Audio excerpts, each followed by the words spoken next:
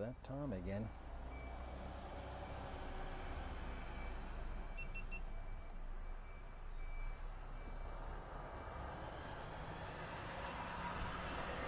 One, two, three, four, five, six. Yes, it's one of those days again. Hopefully we should be alright. Where the fuck's that gone?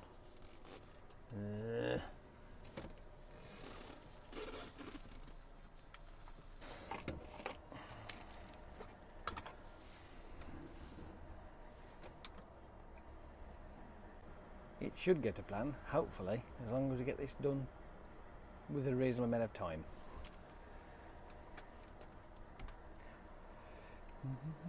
Yes, I am becoming an expert. I'm not going to tell you where I am, Tesco's. I'm not going to tell you where I am. I'm somewhere. Hang on. Show view there.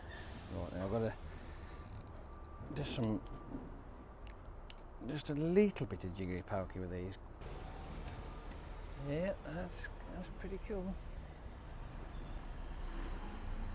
Let's have a look at the other one. There's something sticky on my arm. That'll do. We're now got to leave. I've been here long enough.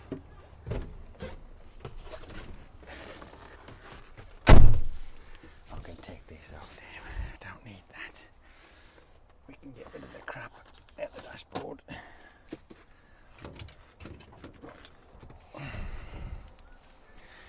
Popping my seatbelt on. Cranking the engine on. Dropping that down. Camera's rolling and away we go.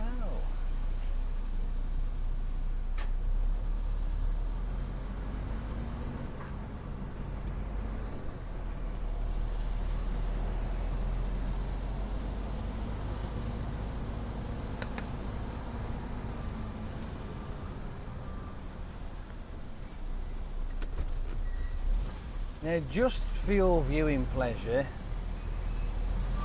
I'm going to put a freeze frame on for you. Okay.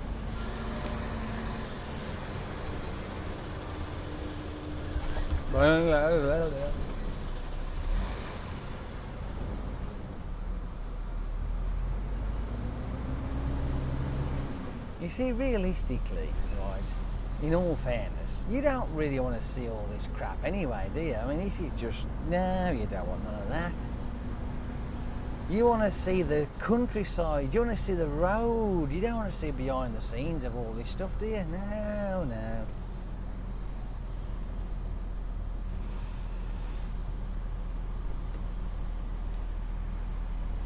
But for those of you who do these type of things, you'll know exactly where I am as soon as I get to the gate.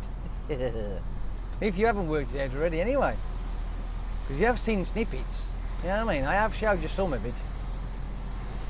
I hope that's a 5. Could be.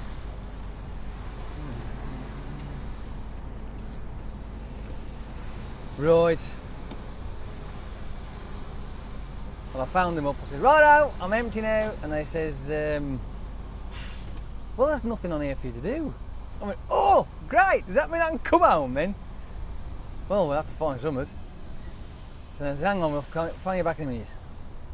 So I pulls off the bay and shuts the back doors and parked it up on the opposite side of where the bays were.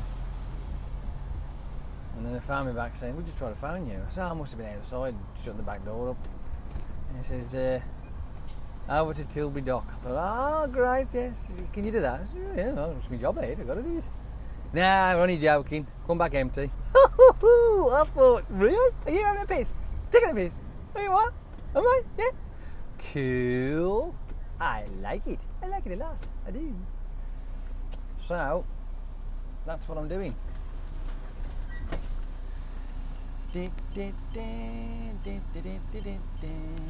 Now hopefully I'll remember the number. Yay!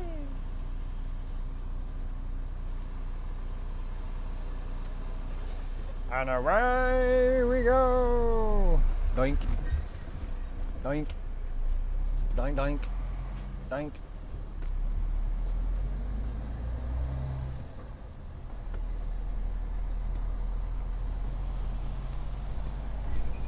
This is the bit that I don't like. Trying to get this frigging island is a pain in the ass.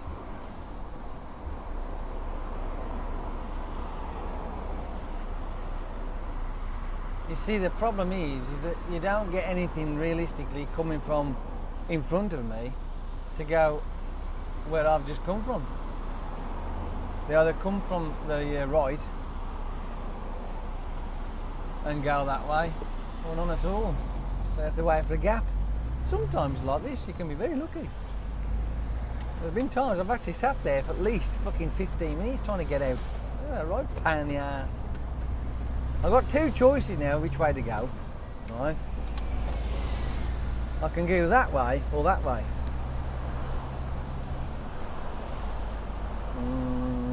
Because I can go up there to the 34 and come, but I don't know that way. That's the problem. I haven't got my sat nav set up, so I don't know it. Fuck it, we're going to go the way I came. Might as well have known. And besides, you can have a look at the immensely boring M40. I mean, I've told you time and time again, it is the most boringest motorway ever constructed. But, hey, there was one side though on the way down where the big hill is. It goes right up into the fucking, it's like a big part of the motorway cut through the hillside, but it's a lovely scene as you're coming towards it. It's not bad, that, so at least that was something, you know what I mean? So, hey-ho, whatever. But here we go. I'm going to jump onto the M4 first, being as though we are on part of the A33. It's only a little titty bit. Nothing to fucking write home about, to be honest with you, but hey, whatever. Nice and steady, taking your time, chilling out. There's no race. Oh, I don't know where he's going.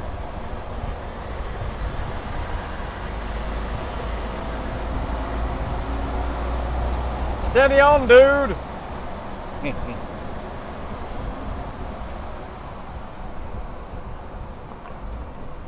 See, there's no need for that whatsoever.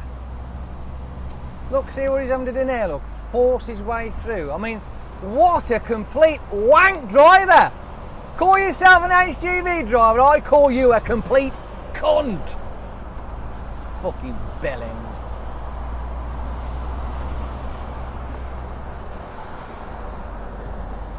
Obviously, safety in his mind was out the fucking window. Probably where his brain is, non-existent. Fucking dozy twat. I mean, come on. Anybody could see that that was just stupidity.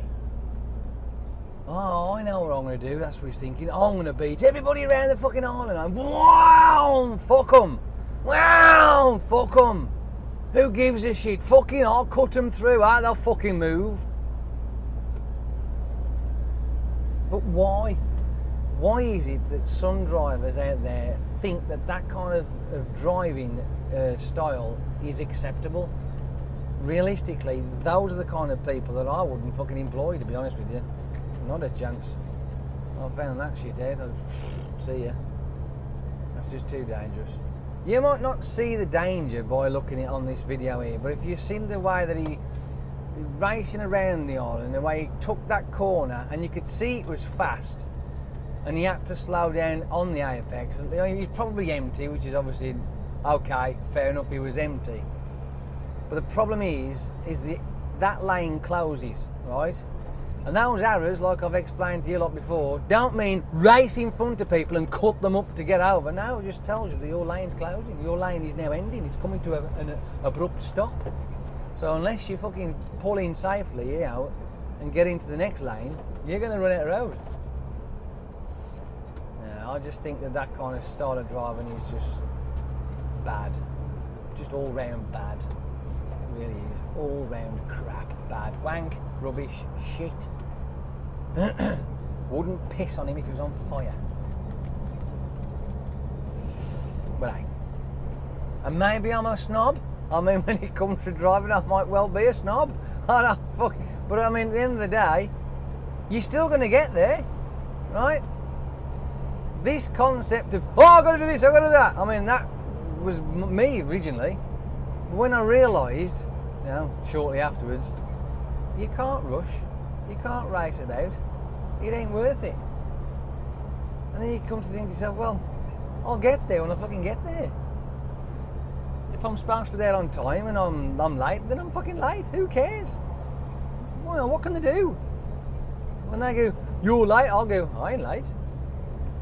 You're supposed to be here this time. I says, well, I set out at this time, what time I was given, and I've got here at this time. I mean, how can I be late? The vehicle only goes so fast. You know what I mean?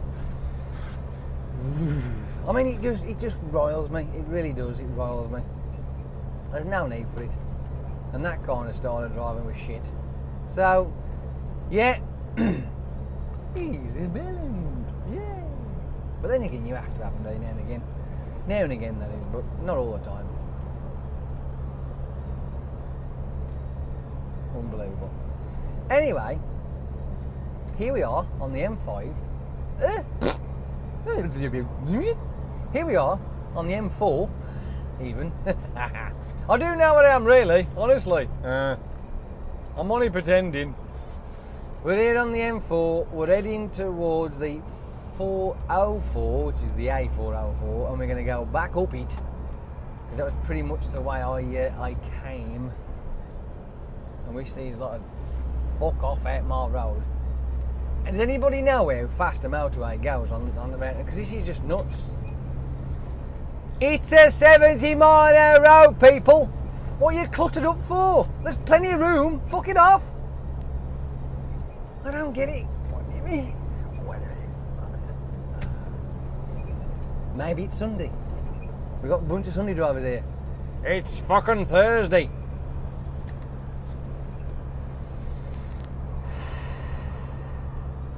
Yes.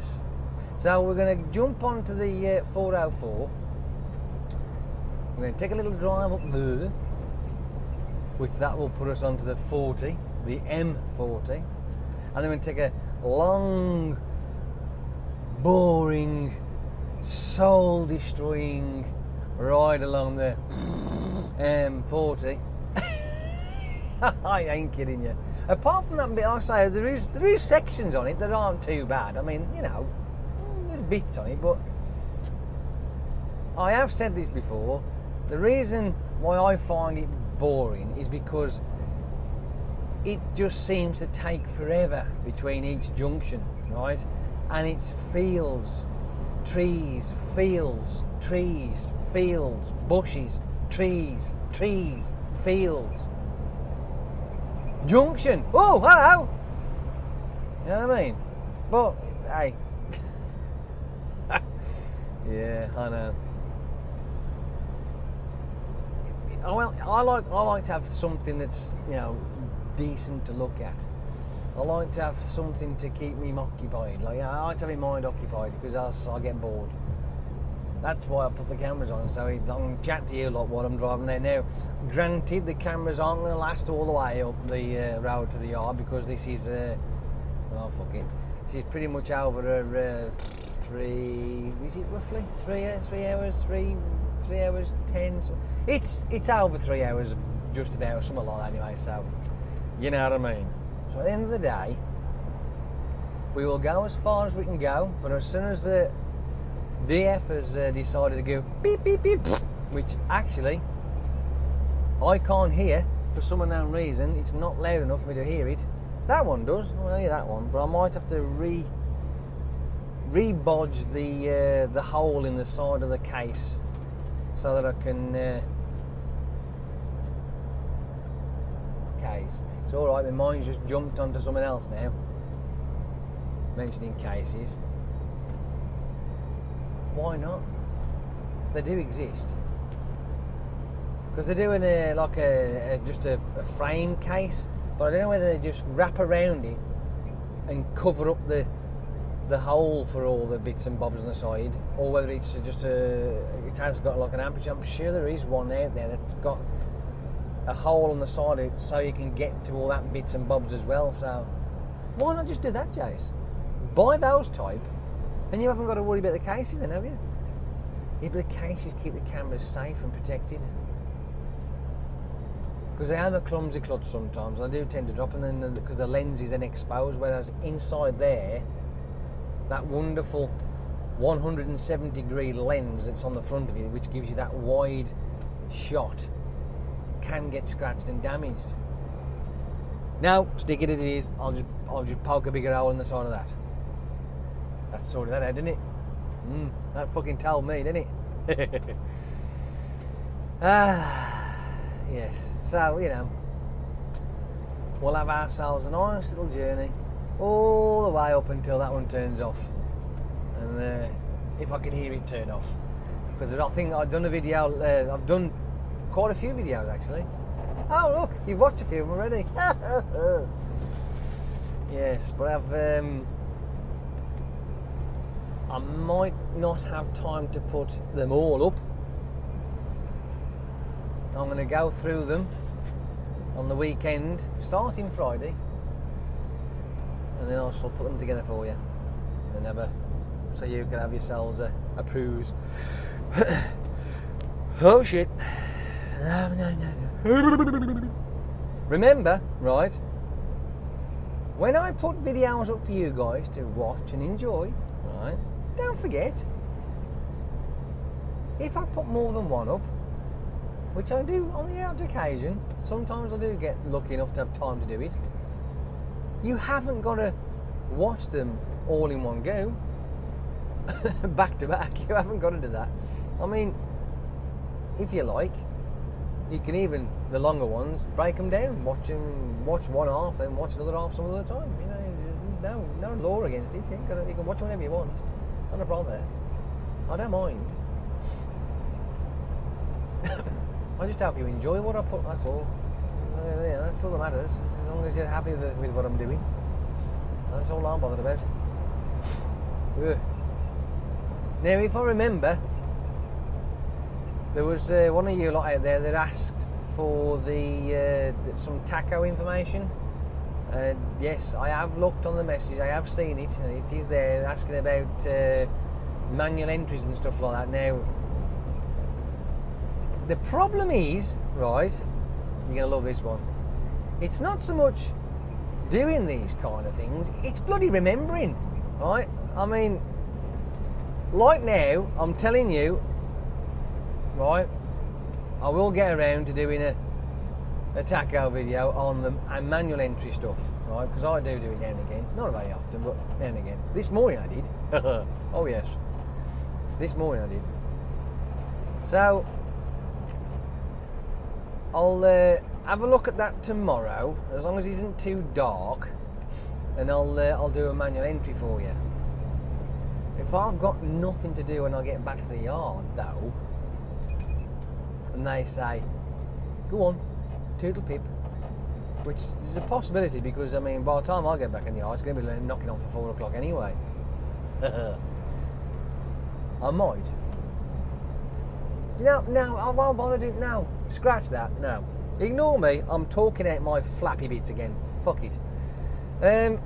Now, tomorrow morning, if I remember, which could be any morning to you, right? So it might be Sunday if you watch this on a Saturday, so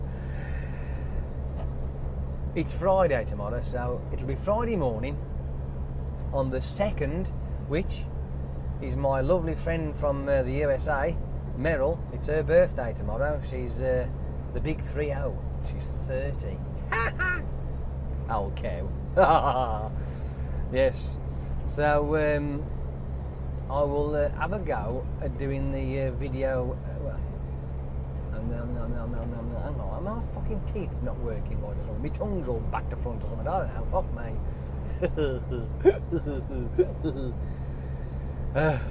I will have a go at videoing. Didn't this dude just fucking overtake me? I'll have a go at videoing manual entry stuff for you, right? And how I do it. I mean, whether it's how you're supposed to or not, I don't fucking know, but it works for me. You know what I mean? So there you have it. So that'll be something for you to look forward to. If I get round to doing it. Oh, tell you what.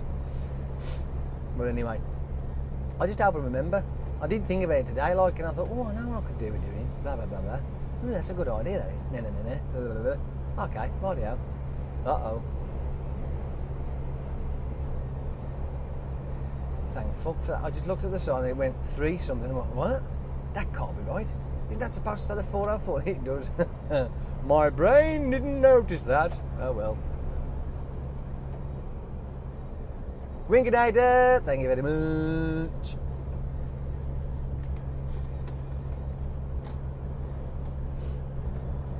Yes, we got to get off of this junction. Happy days. I don't know what it would have been like going the other way, because I know you can get up to 34, granted. But I'm not sure.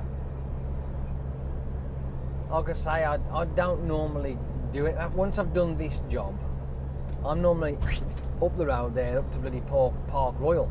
But apparently, which, I'll tell you what, you know, is quite, how can I put it?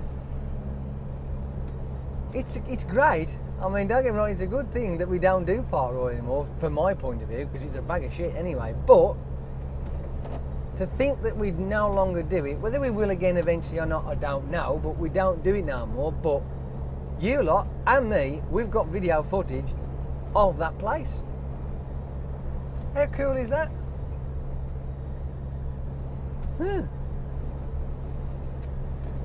Well, I thought so anyways. Buggy. I thought it was cool. Anyway.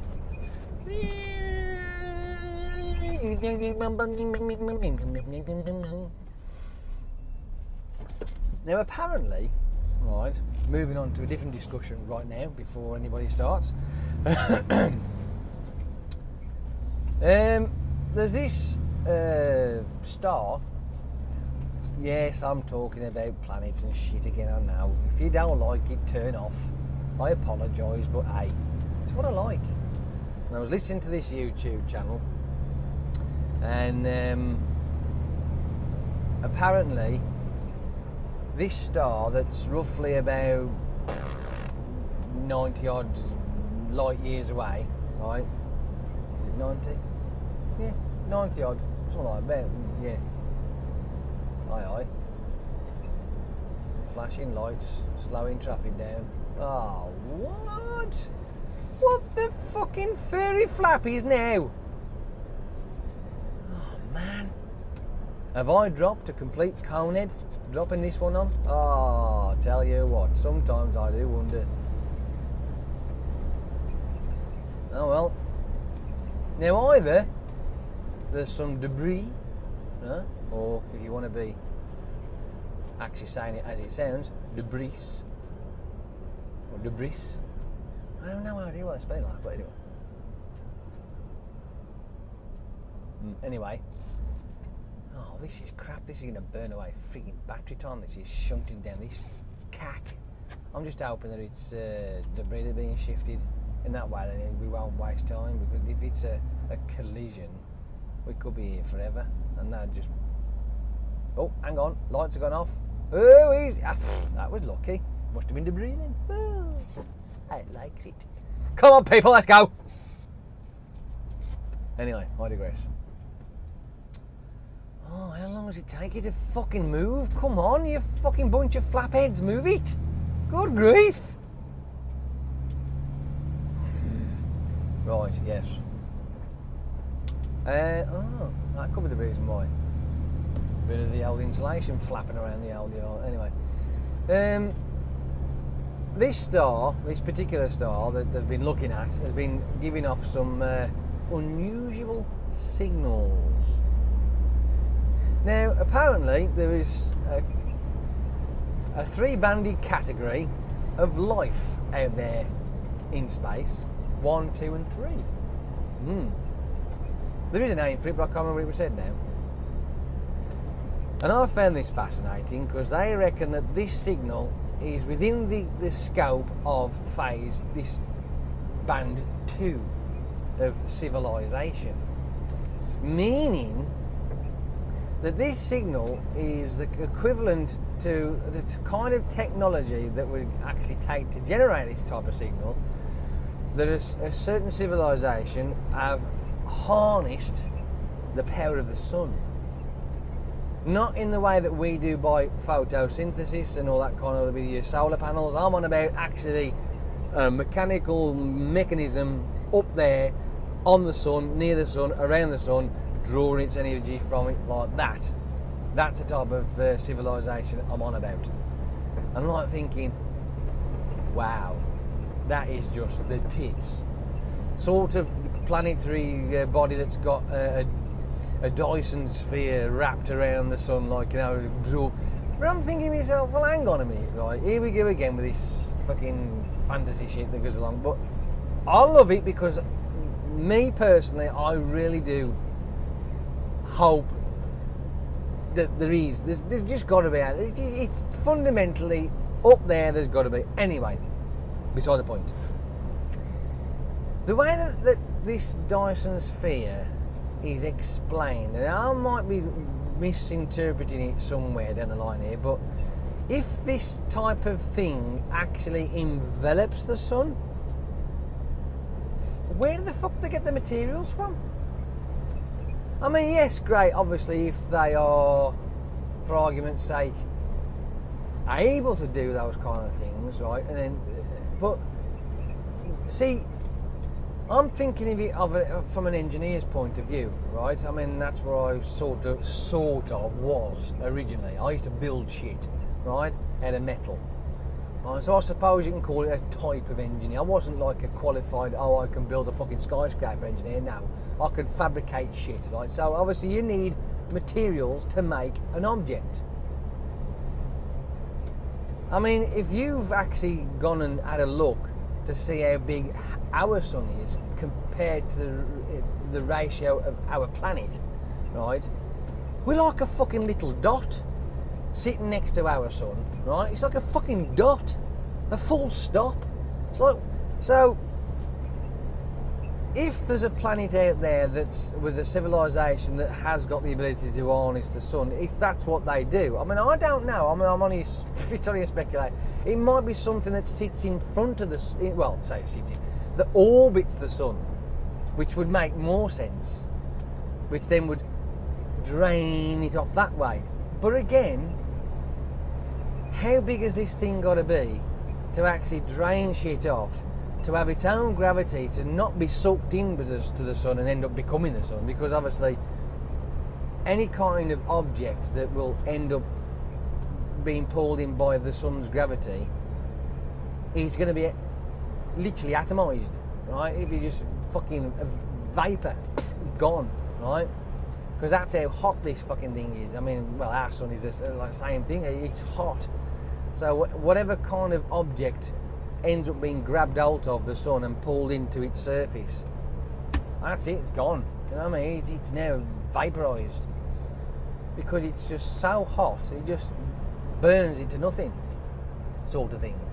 So to have an object to draw energy like this so-called Dyson sphere of whatever it's supposedly, I mean, I don't know the ins and outs of it, but it just seems like it's some sort of mechanical machine that's been built to either orbit the sun and draw off the energy from that way, then transmit it or radiate it to the planet's surface in some way, or whether it's like it could be something like what do they call it, a satellite locked orbit, like our moon. It's constantly with us all the time.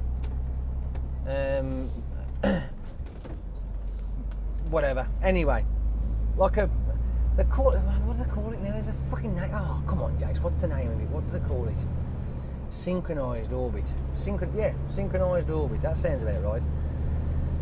So basically, it's always in contact with the Earth. So as the Earth goes around the Sun, so obviously this Dyson sphere is going to be in the same orbital path, in a sense, but obviously in a different track.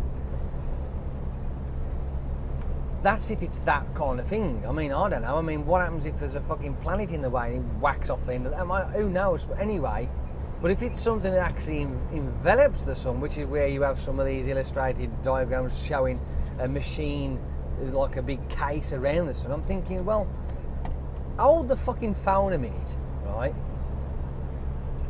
Like I said earlier, if you look at the size of our planet to the ratio of the size of the sun, we are a fucking full stop, right? It's huge. It's fucking monstrous. So where the fuck are they going to get the materials to build? I mean, obviously, yes, okay, they can sail off into the galaxy, well, their little galaxy, and go and mine ores and stuff off comets and meteorites or whatever, probably. Right? How long would that take? Would they actually literally have a big fuck off spaceship out there that draws in these meteorites and then breaks them down and into their elements and then produces whatever at the other end of it, like a big fuck off production line, if you like? I mean, you know, ideas are flying around my head like you won't believe. But the fundamental thing is the materials to make such a machine as big as it's got to be. But nothing's ever been said about that. They speculate, oh, it could be this, a big Dyson sphere, they draw it off. Okay, but if it's a physical thing, it's got to be made. And if it's going to be made, it's the materials to make it, there's not going to be enough on that planet. So that means they're obviously going to have to go out to either other planets around their solar system. That's if they can actually traverse those planets. I mean, we've got planets around our solar system that we can't because the environment is just too harsh. Now, just because they're smart people, there may be different types of planets that they ain't quite, you know, able to get into, or there might be gases and gas giants like we've got in Jupiter is a gas giant, so there ain't really no surface to go and land on, you know what I mean? So where do they get the materials from if this is the so-called hypothesis that it's a possible Dyson sphere that's drawing energy off that makes this particular sun dim and bright? Do you see what I'm getting? Am I fucking boring the tits off you yet? Or is this kind of like making some sort of sense? I mean, everybody likes astronomical stuff like I do, and the idea of aliens like I do. Not so much the UFO shit that we have flying around. No, that doesn't. I still can't get my head around that. But hey, everybody's each to their own, is what I say. But the thing is, it's like, if you're gonna be a sort of compared to us, a superior race, right? And you are able to build a certain type of device that can absorb energy directly from the sun and not just using photons like we are. Well, then obviously they're gonna have a way of entering other planets, but how far have they got to go to the other planets around them? I mean, look at us. Mars, what is it? Fucking 180 something million miles away? Something stupid. I don't know, fucking. It's daft, right? It's a long way, and it's going to take years to get there. You know what I mean? So, if they're going to... hang on, I'm at this there now. Have I just dropped a bollock?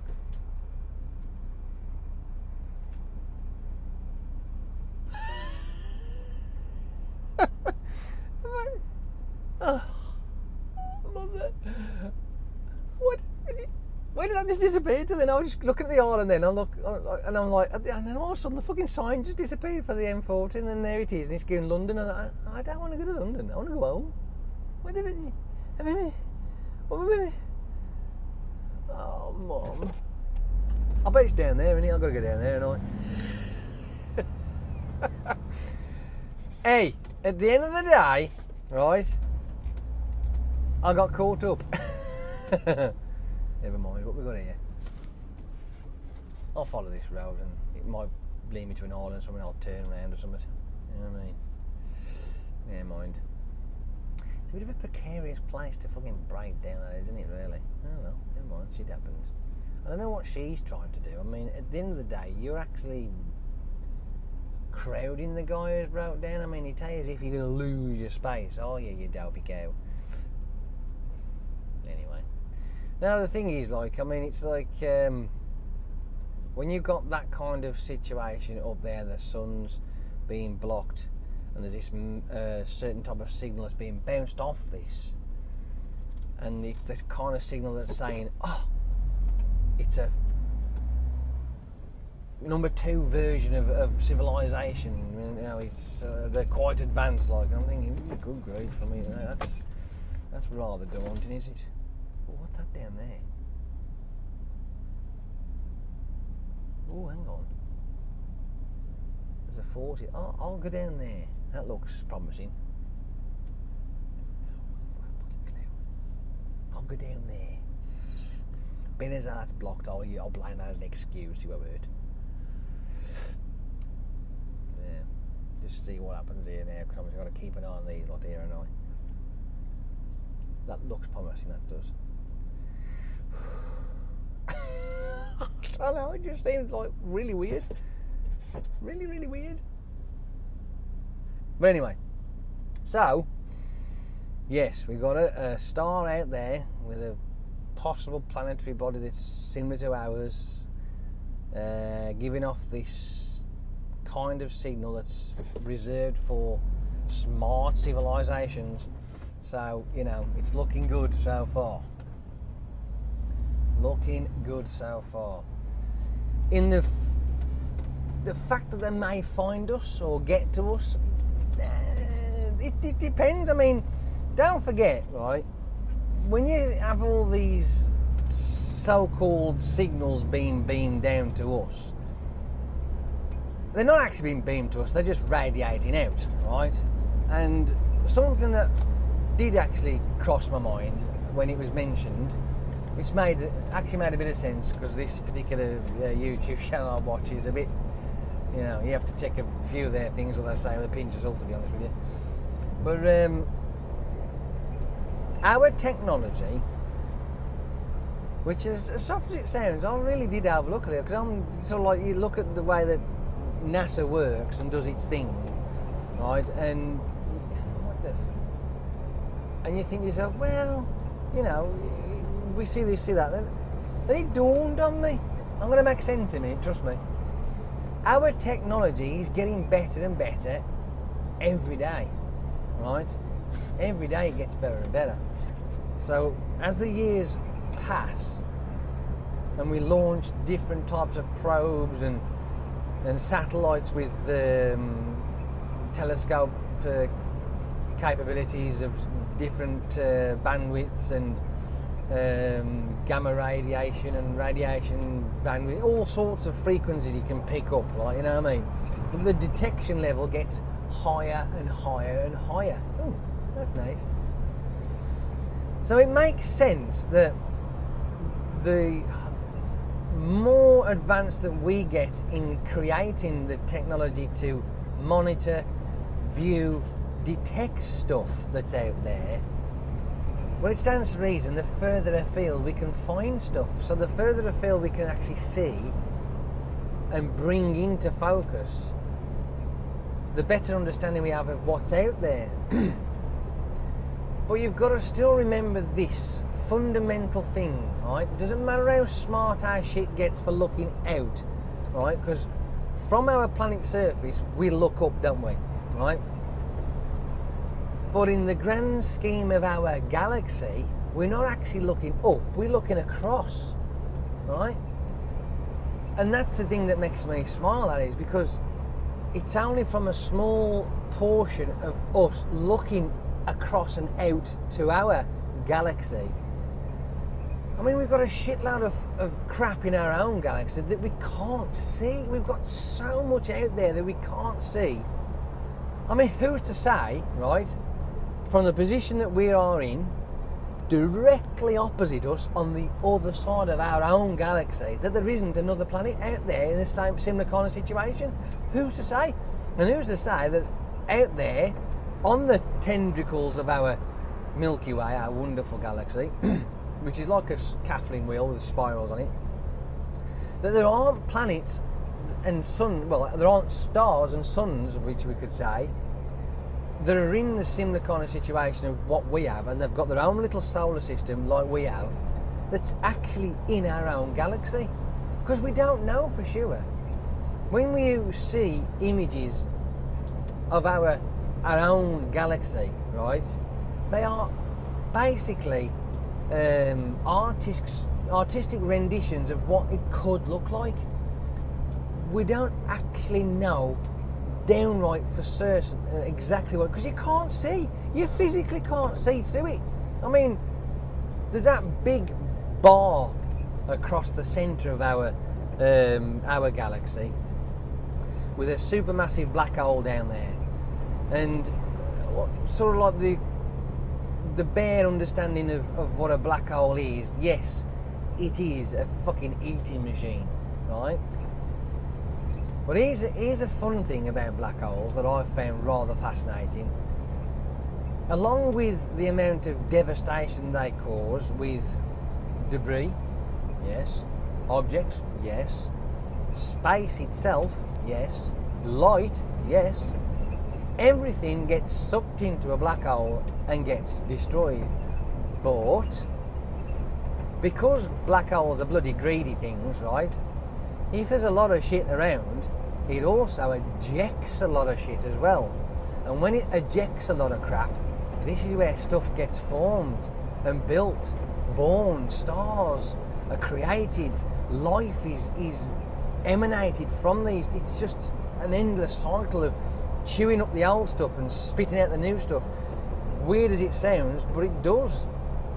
You know what I mean? That's like the broad strokes of what it, I mean, obviously there's a lot more testicle stuff that goes in amongst it, but black holes draw in a lot of stuff, but they don't eat everything, but they do destroy so much, and then they blast out all the bits and bobs that they can't quite grab hold of, and they get shot out at the speed of light, or there enough, or thereabouts to it. You know, it's just incredible.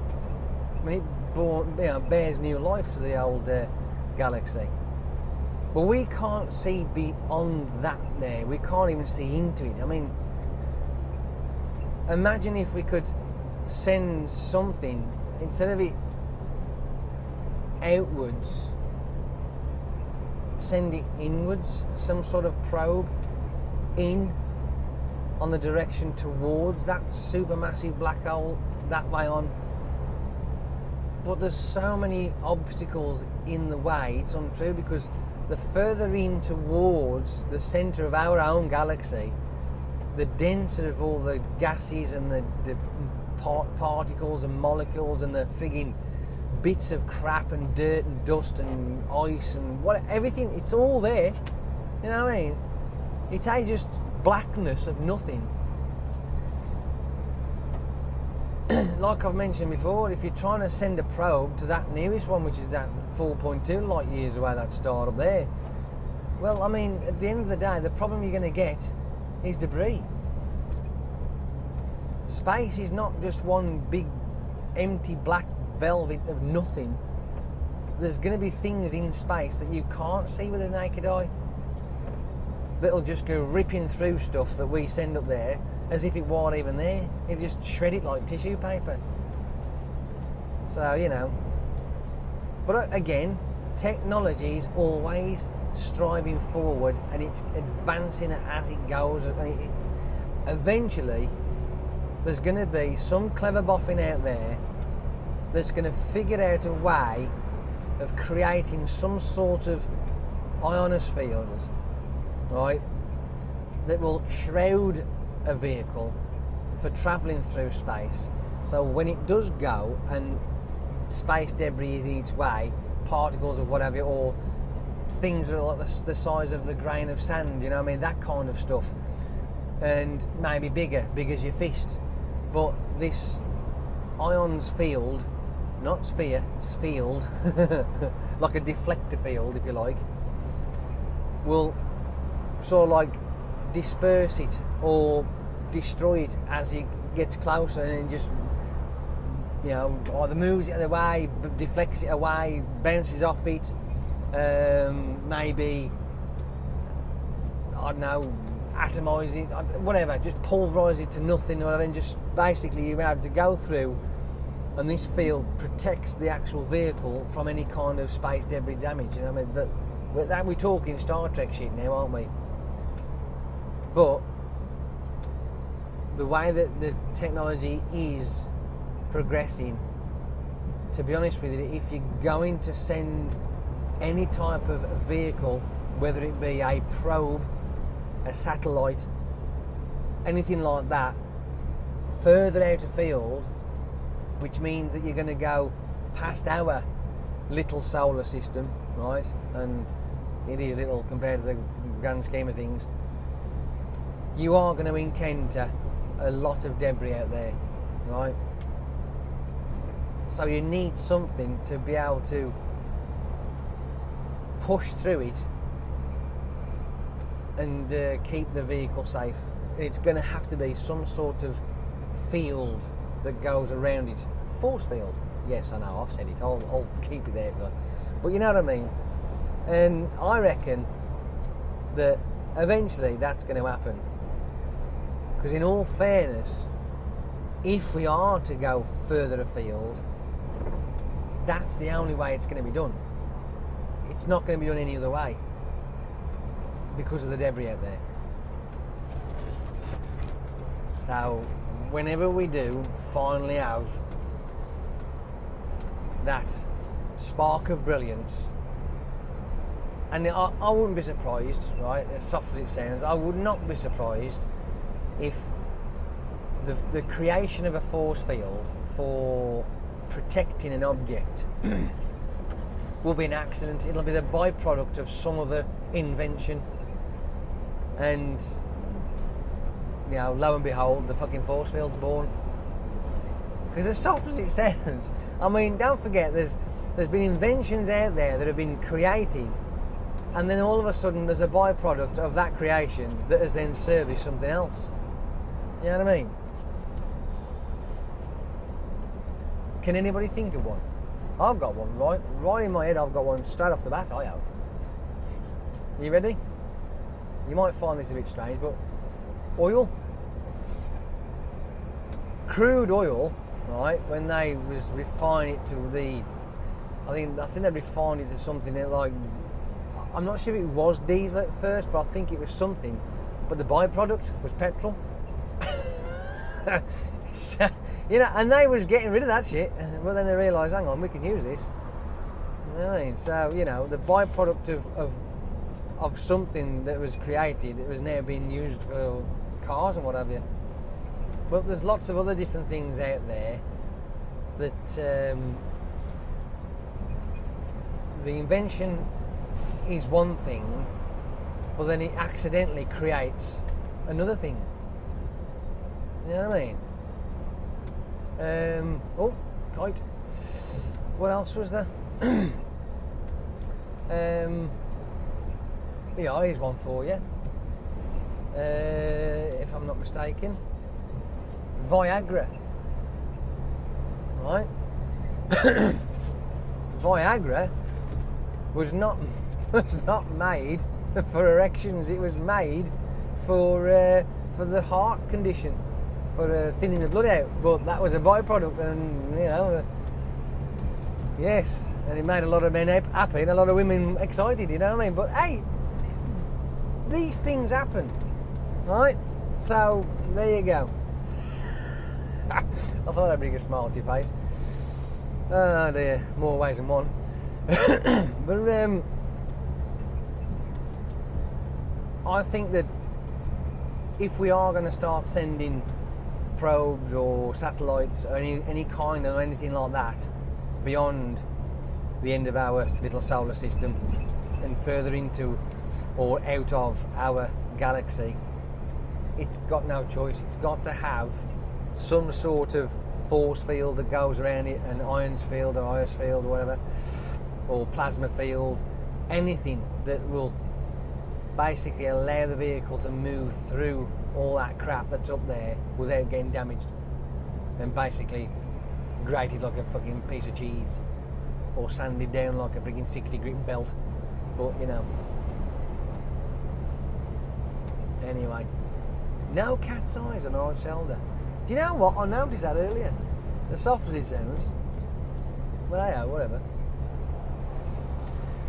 Yeah. But I mean, you know, be free to, you know, stick yourself a comment down there if you want, and let me know what you think about that kind of context and subject, because I am really fascinated. That's one of my passions, I suppose, if you like it. If I'm having one of those days where I've got nothing else to do, and I'm rather low, you know. But who's pissed off at that James Bond car there with a fucking flat tyre? What happened to the fucking self-inflated thing? Oh, whatever. Yeah, because it's something I am really interested in. I love that kind of stuff. It fascinates the crap out of me.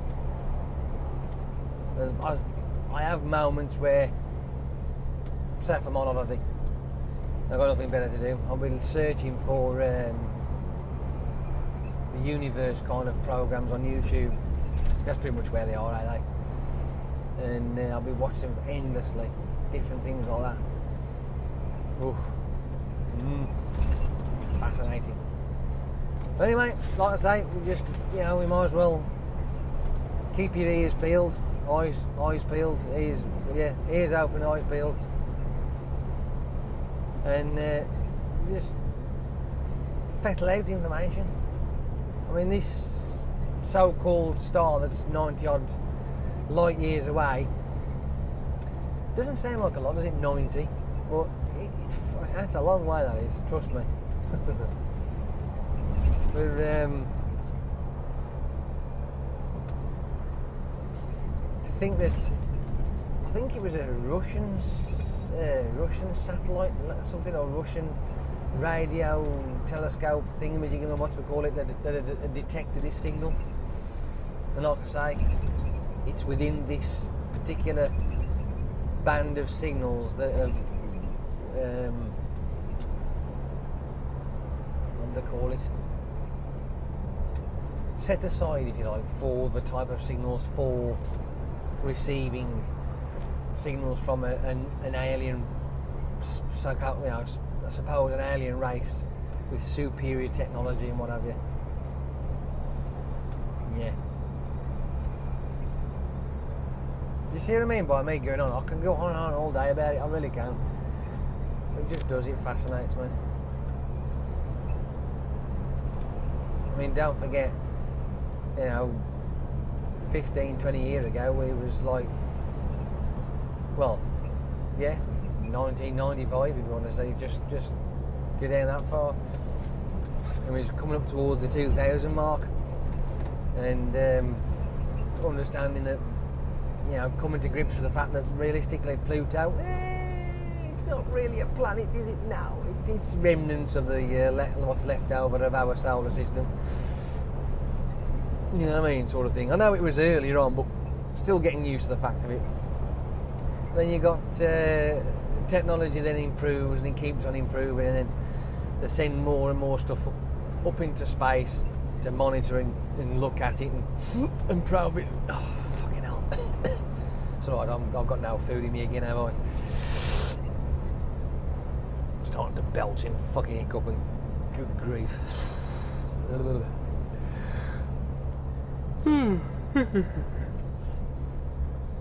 So to think of what we knew then to what we know now is fundamentally amazing. I mean, that Gillespie fucking 538729935856662 arseholes and what have you, and a couple of packet of crisps or whatever it was. But that planet that we found a few years ago, that, like, wow, could this be a planet? It's only because we're getting better at looking. You know what I mean? The equipment that we're using is getting better to see things, and again, it'll keep on getting better and keep on getting better. Oh yes. I love it, I do. It just blows me away, it really does. Boom. But to think that we are 2016, we've got all this technology floating around out there, and we've got some really seriously great technology out there to do some searching.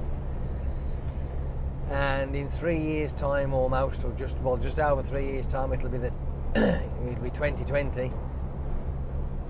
I'm fucking loving that number. I know. I shouldn't, because it just means I'm getting older, but hey, whatever. So yeah,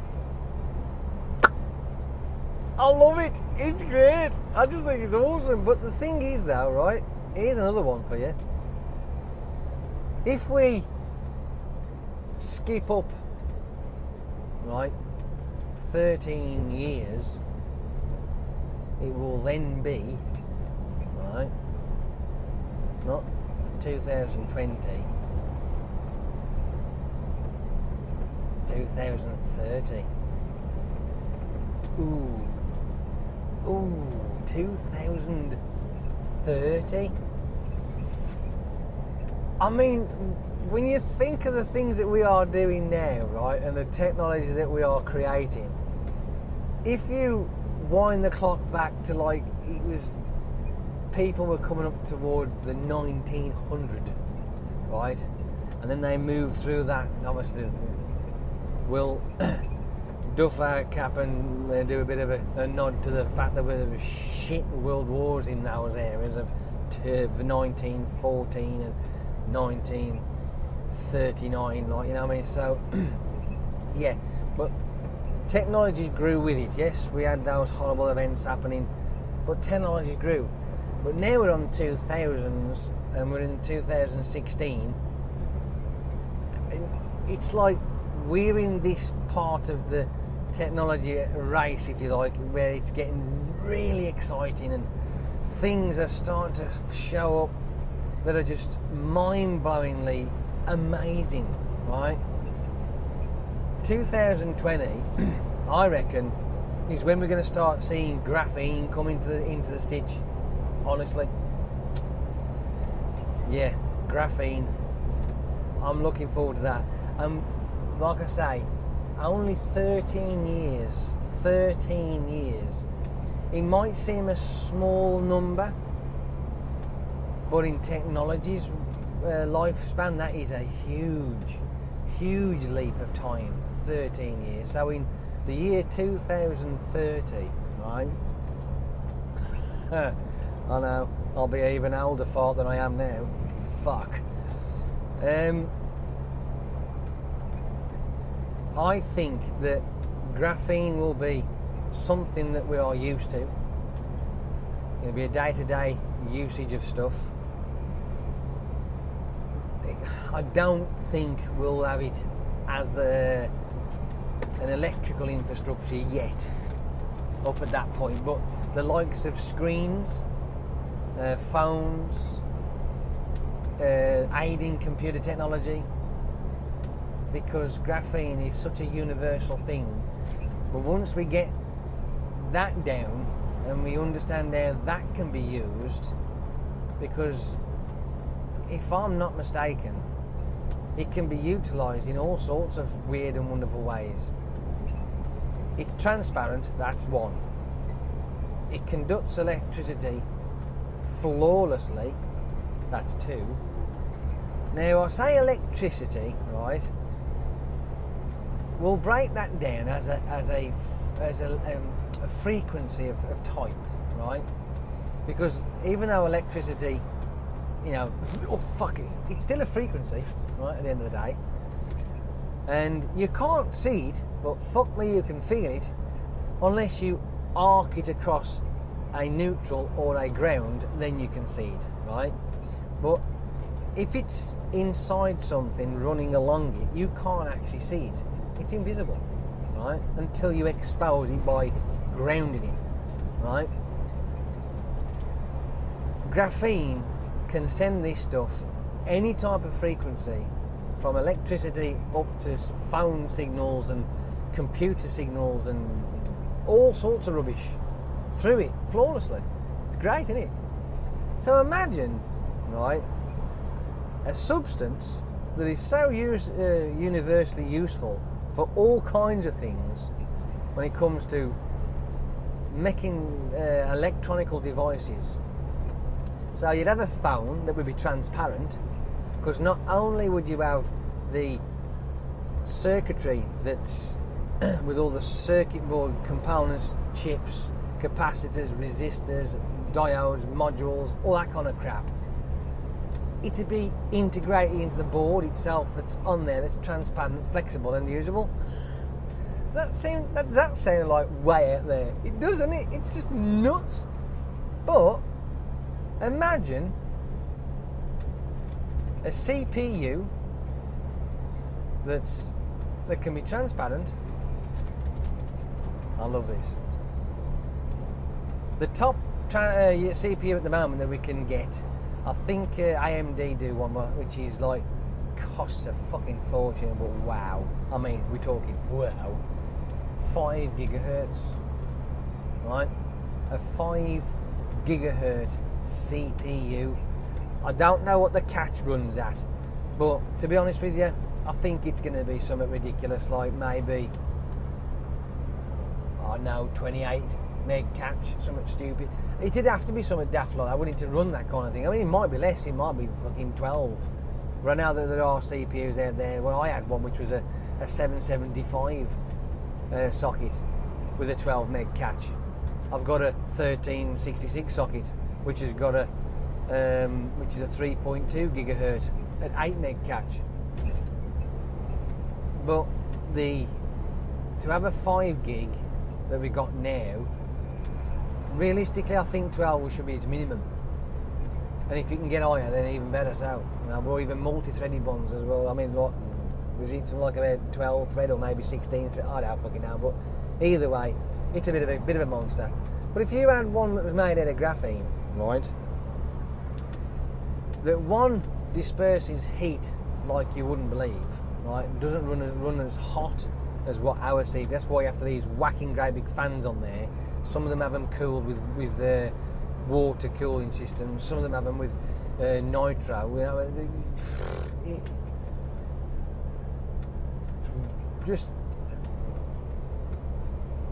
it's weird. I think that's right. Am I right? Hang on, let me think.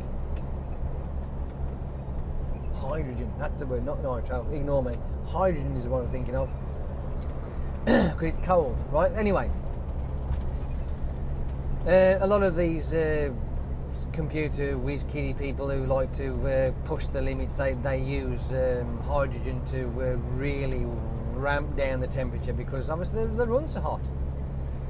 And the colder it gets, the much more efficient they work. Right? They can work a hell of a lot faster. But the problem is with cooling it with hydrogen, it can actually freeze it to a point where it stops working. It just stops. It's like as though it suspends it in this suspended animation type of effect. So then you have to reduce the amount of hydrogen for it to warm up again, and then it'll carry on doing its thing. But they can clock these things at such an astonishing rate. From I don't know, a 2 point something can be ramped up to 4 point something, whatever, I don't know, but it's daft. But graphene, imagine, we are that good, we managed to crack all this shit, and you've got in your hand, right, a device that not only runs probably 20 gigahertz CPU with fucking oodles of gigabytes worth of RAM, with literally a teraflop of data storage in your hand. You know what I mean? That kind of concept. I mean, it could be done. I mean, don't forget, we are finding shit out up in our solar systems and out in new galaxies out there every day, because technology gets so much better at finding things and doing things. But you imagine I mean, oh, can you? You'd have your, I don't know, your tablet in front of you, right, and you could stream fucking videos that are gigabytes of information within milliseconds, not seconds. We're talking milliseconds. Can you imagine having a society like that? It's just as though it's instantaneously there. Fuck it. Oh dear. But it's also the advancement that new technology brings as well. The stuff it brings to enhance our life and make things easier for us and better. Because whenever they create something to do one thing, it's always adaptable to do other things as well. Like finding new ways of combating illnesses and stuff like that, and finding cures this way. I mean, I remember, it was a couple of years back though, the researchers have been researching the possibilities of synthesizing alligator and crocodile blood, right? Now this was a few years ago. I mean, they're probably, I would imagine they're still at it, like, you know, but there was understanding that that reptile's blood, alligator and crocodile, which we're all under the agreement that, to be honest with you, they're probably the oldest living dinosaur. Because these things, right, the crocodilators have been around for donkeys, right? There's no two ways about it. They have been around forever, right? And they're still here. And according to the research that I remember gleaning, their blood has got a self-replicating antibiotic.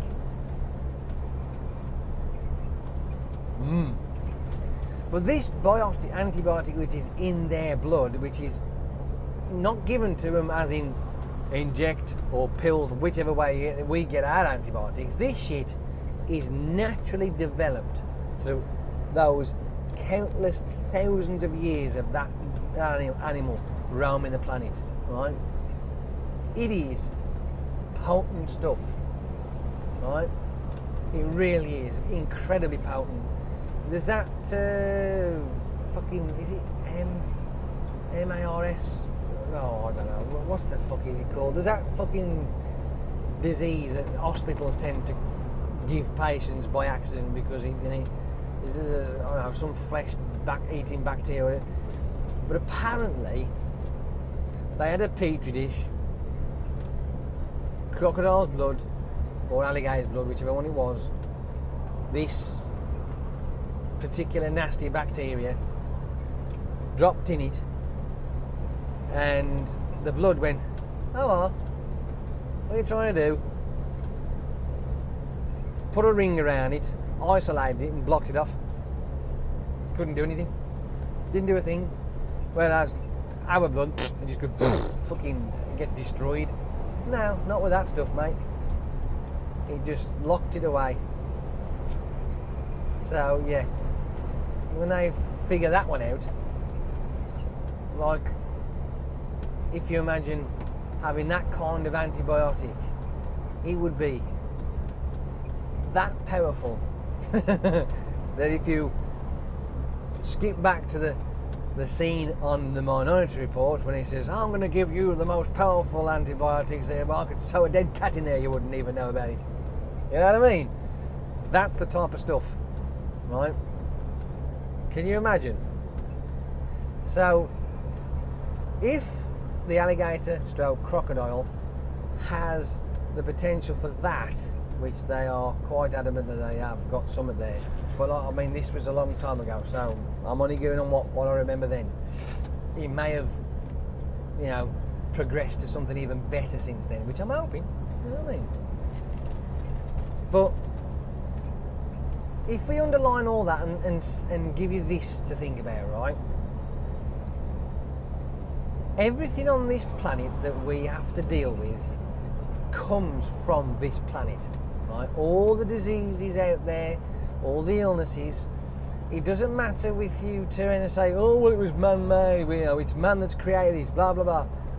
No, it's all been derivated from the planet, right? The planet itself has all these nasties and bugs and stuff on there, but the planet itself has a natural way of combating it. Yes, there's fucking oodles of disease out there that we still haven't got our heads around yet. We still can't quite fucking figure. We can slow it down maybe, ease the pain maybe, or even to a point cure certain types. But the answers are out there on this planet. It's not as though it's come from up there and given to us. No, it's all from this planet. It's a matter of finding it out, figuring it out, finding the right pieces to put together to make the problem happen. What the fuck is going on here now? See? Gawking at stuff that doesn't concern them, slowing all this shit down. Oh well. So, let's take, for instance, we are always striving to find better ways to curing cancers, aren't we? Without a doubt. I mean, my lass died of it, right? She wasn't caught in time, and it's a savage and horrible and shitty, fucking racked off piece of shit disease that, to be honest with you, we shouldn't have anymore, but we still have. But there's not just that one, there's loads of other ones. There's fucking Alzheimer's, there's MAS, there's fucking LS, there's fucking all sorts of Parkinson's, whatever. There's crappy disease out there that are horrible, bleh. And they're nasty, they're horrible. But somewhere on this planet, there's the answer. And it takes a long time to find that answer out. But as technology progresses and gets better, we are able to extract stuff out of things that we couldn't do before, manipulate shit that we couldn't do before. And this is why I agree with the fact that there's this new thing now called gene therapy, where they can actually target specific genes in our body and go, we don't want that one, fuck it off. I mean, that to me is the fucking nuts. You know what I mean? Why not? If you've got a specific gene in your body that says, take it for instance, women, breast cancer or cervical cancer, and at a really young age, your daughter, right, can have her genes manipulated to rid her of that particular gene that, when she's in her 20s, would either end up with cervical or breast cancer. Would you go, oh no, that's messing with the fucking creator there? Are you that fucking stupid? Are you one of those people that would go, oh no, that's messing with the Lord's work? No, fuck off. I'll give you the fucking answer for that one, shall I? For all those people out there that are religious, and I apologise if I upset you by anyway, but hey, I'm not, so I don't give a shit. If we were put on this planet by some supreme being, and as a lot of them say, in his or her image, then surely we've also been put on this planet to figure shit out, right? We've been put here to take things apart and put them back together again, manipulate shit and put it back together. Because if we wasn't, what's the fucking point? Huh? That's just stupid.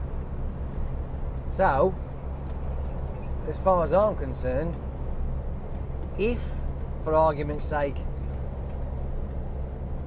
a prospective mother was in whichever period of pregnancy, and there was a problem,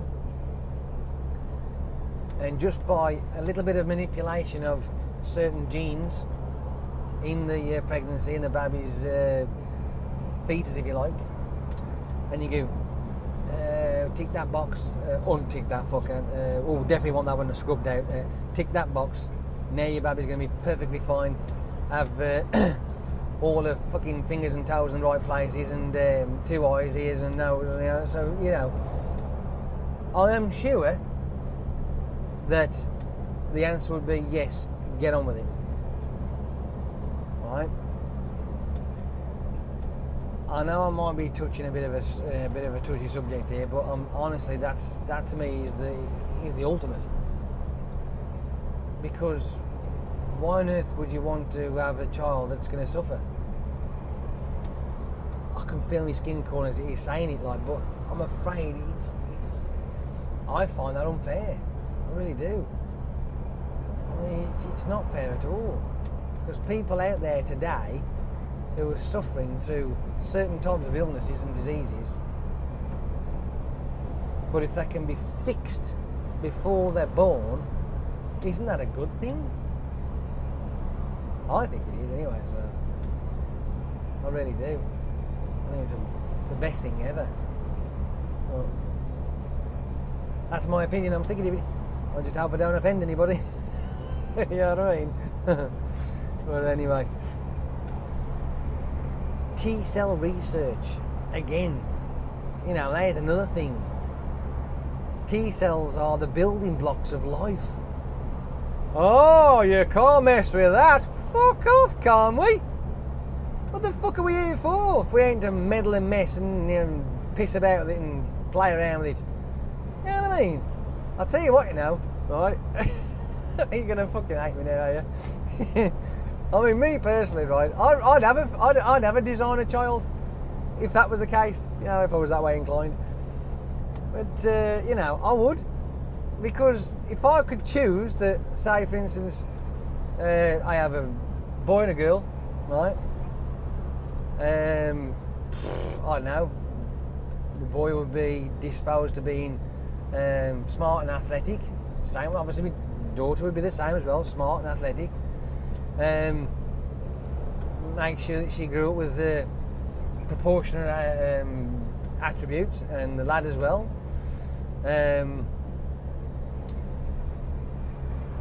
Being able to understand things, and then you could also go down to the nitty gritty shit. You could choose the colour of the hair and the colour of their eyes and how tall they are, you know, all that kind of thing, you know. I know, before you start fucking going on at me, this is my thoughts at the end of the day. I'm going out on a limb here. I'm hoping that I don't get barraged with a lot of bollocks, like, but hey, whatever. Such is life. But to think that if you could at least, skipping the side of having your own designer child, if you like, with completely white hair, or red hair, or jet black hair, or pure blonde hair, crystal blue eyes, or fucking emerald green eyes, or even be fucking scary as fuck, white hair and black eyes, like, you know what I mean? But, you know, fuck that shit off for the time being. But the thing is, with T-cell research and having, say, calling it T-cell therapy, right, would mean that if somewhere along the pregnancy went wrong, I don't know how I've landed on this subject, I don't know, but hey, we're going to go for it anyway. And for argument's sake, it looks like the baby might be born with a cleft lip, right? Caught it in time, inject with these specific type of T cells that have been programmed to go in and rebuild that area and fix it to put it how it should be, right? Me think personally that would be the much nuts, right? Don't get me wrong, there are people out there that are born with all kinds of different disabilities of whatever long, but in their eyes they're not disabled, right? Because they do achieve their most incredible things. They really do, because they adapt. And they are such a bunch of admirable people, they really are. Because they're born that way. Now, am I wrong in saying that if a disability could be caught before they were born and repaired and fixed so that they're born I suppose. I'm going to get flack for this, but people shouldn't be so fucking sensitive. We're born normal, if that's a word to use. Wouldn't that be brilliant? I know there are so many diverse, but the thing is as well, this is another thing that you've got to be careful of, haven't you? Because all that kind of just popped in my head again. Look, see, the way that people are today, right? We are such a diverse bunch, right? We still ain't quite getting along, even though we should, right? But we still ain't quite there yet. But we are getting there, but not as fast as I'd like. You know what I mean? To be not just put up with it, you know, sort of thing, but to accept it and embrace it. You know what I mean? It's like one of the YouTube channels I watch, Chloe Arden. She's a transgender, and it's fantastic. As far as I'm concerned, she makes me laugh. Honestly, she's brilliant, and there has her ups, there has her downs, but she's fascinating as well as admirable, I suppose, for being a transgender for start off, and putting herself out there. That to me is like wow in itself, because there's so many people out there that they hide themselves away because it's not the norm, if you like. So when you dive along that aspect of things, of T cells and gene therapy and manipulation, would you be able to manipulate the sexual orientation of a individual? It's a big fucking ball of snotty mess, isn't it, when you come to things like that, you know? And there's got to be a line to cross, and then there's a line that you can't cross, you know what I mean? So would it be manipulating the mental side of an unborn child and its physical attributes of an unborn child? And it gets, it's just nuts, isn't it? It really is. But there's certain types of things that I would say yes to and go, yeah, we want that adjusting, we want that fixing. And then there's other things that I wouldn't, but it's just one big tangled mess. It really is. Because I mean, I don't like to see the likes of people suffering. I don't. Especially when it's needless. But then there's the other thing as well, maybe, that could be a benefited thing for T-cell therapies and all that kind of thing, and genetic recoding, if you like, when it comes to the likes of things of people who have had injuries, right? Life devastating injuries. How about, say, would this go down well?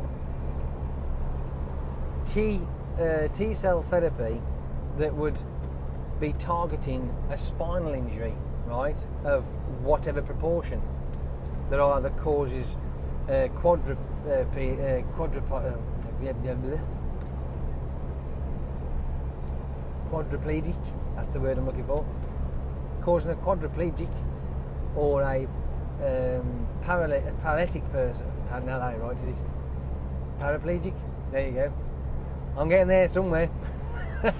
But through a spinal injury, so they've had an accident of some description, whether it be a fall or they're out on a skiing trip of some sort, whatever, right? And they could then be injected with these T cells from their own body that have been reprogrammed as a brand new set of T cells that would then go into that area and, believe it or not, rebuild it. Because it's not as it is, the T cells, because they're brand new and they're in that area, they go, oh, well, we're supposed to be this. It don't fucking look like it, does it, lads? Now let's start. And off they go, and they rebuild that area over a certain period of time. Obviously it's not going to be instantaneous, because that's just silly, but you never know. As time progresses through life and as technology gets better, that might be a thing. Inject a broken spine with a severed off completely. The surgeons have probably now done something magical on the outside of the body to realign the spine. All the bone fragments have been pulled back into place or what have you, and the T cells have gone in and done their bit, and wow, you know, take a couple of these for you know, you might have a bit of a twinge, you know, in the next couple of days, but take them and come back on Monday. You know what I mean? That kind of shit, like, you know, that to me is the bit that I would like to see when it comes to those kind of innovations of science and technology, and, you know, understanding us as a species. You know, that's just wow. I know I had to throw that other stuff in originally. I had to do that to get to where I am now, but hey, it might sound painful, but at the end of the day, the thing is though, it's 2016 now, and, you know, in 1,000 years it'll be 3016. So who knows what could happen by that time. I mean, in the last, realistically, let's say, well, 1,000 years have just gone by. Look what we're at now. But it ain't been like a steady drift to what we're on now. It's gone like that. If you look at it as a graph in technology rate, in the speed that it has gone from being from the wheel to what we are now, it has gone wallop, literally vertical, right? In the speed that things are being found and new discoveries are being brought to our attention, like, you know. But it's a wonderful time to be in. I mean, I envy babies being born today, because when they get into their teens, so they're born now. I mean, there's babies being born left, right and centre already. Well, there's one popped out right now. At what was it, 1:45 on the 1st of September. If you're born today, happy birthday. You know what I mean? But when they reach their 20s, well, the 20th birthday, which will be what, 2034, 2036. Well, my fucking maths gone out the window. 2036, they'll be 20, right? So in 20 years' time, what will it be like for them? What kind of technology will be around then? I know we're probably looking at a PlayStation 10 by that time, more than likely, I suppose, but whatever. You know what I mean? But 1,000 years from now, as long as we haven't fucking annihilated ourselves, mind you, like, you know what I mean? But the technologies then, I mean, we may have that thing where we could just hover something over the body and it rebuilds it there and then by using the body's own self-repairing system. You know what I mean? Because it's naturally built in, and we've got all that in built into our physiological structure already. Like, you know, oh man.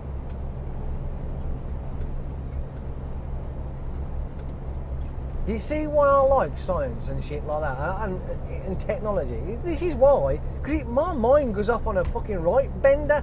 It done off.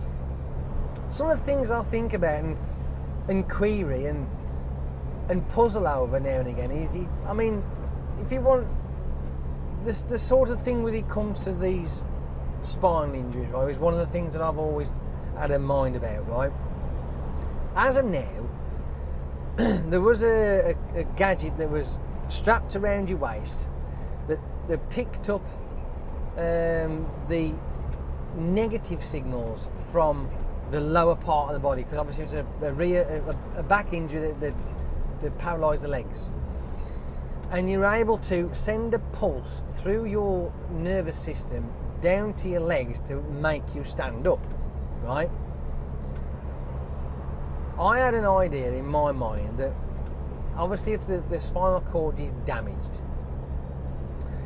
would it be possible to create two sections of the vertebrae where the break is and have some sort of device that's incorporated inside these pieces of false bone, if you like, would then read the electrical impulses, signals from the brain that would hit those false pieces of bone, right, whichever material they're made out of, which has got this device inside that would then jump to the lower part, as in like an artificial spinal cord section, to send the signals then from the broken part where it stops, leap around the broken part, then rejoin the part that's underneath the brake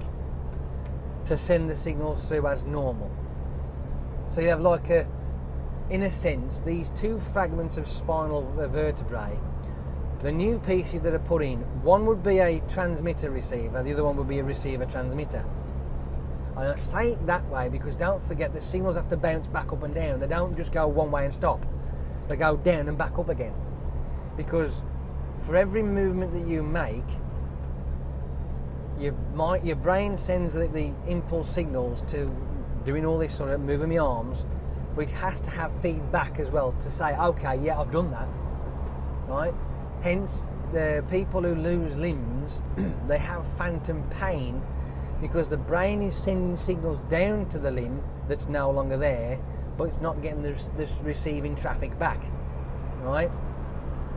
So you'd have these two pieces of vertebrae that have been replaced with these receiver transmitters in there, which jumps over the brake or bypasses it in some respect in the same form as a spinal cord would do.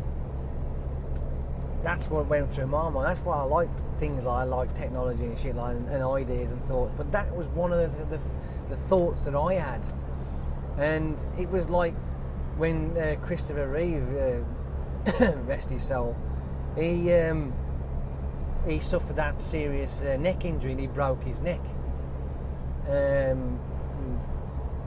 And he was adamant that he was trying to, be around enough to find cures or any kind of technologies that would aid on a recovery, maybe. But sadly, he didn't live long enough. But maybe, just maybe, in the next 30, 50, or 100 years from now, you're there watching my video in the year 2100 and you've got these devices that can bridge the gap of a broken spine, which mimics the vertebrae that you've got, and it's doable. You know what I mean? And that kind of technology is actually there. Imagine that, eh? So one day there'll be somebody out there watching YouTube in the year 21 fucking whatever. That's if my videos are still up and running. It'd be nice to know if they are. I said that in a video earlier. Oh dear. But yeah, looking back. Oh look, Mum. This guy's talking about shit that we do now, and this is back then, and it was never even conceived back then. This guy must be really smart. I have my moments. Oh dear. But you see, obviously we have to remember that technology does get better every day and every year, all the time. It's just one of those things. It's a fundamental thing that happens. But it also can make life fucking miserable as well. But I like to think that there's more good that can come from it than bad. Right? So, the end of that. But can you imagine somebody who comes off their motorbike, say, right, or their push bike, or their skis, or their fucking ski board, snowboard, roller skates, whatever, and they injure themselves, or they fall from a building and break something, and they're paralysed or whatever, and there's this technology that after maybe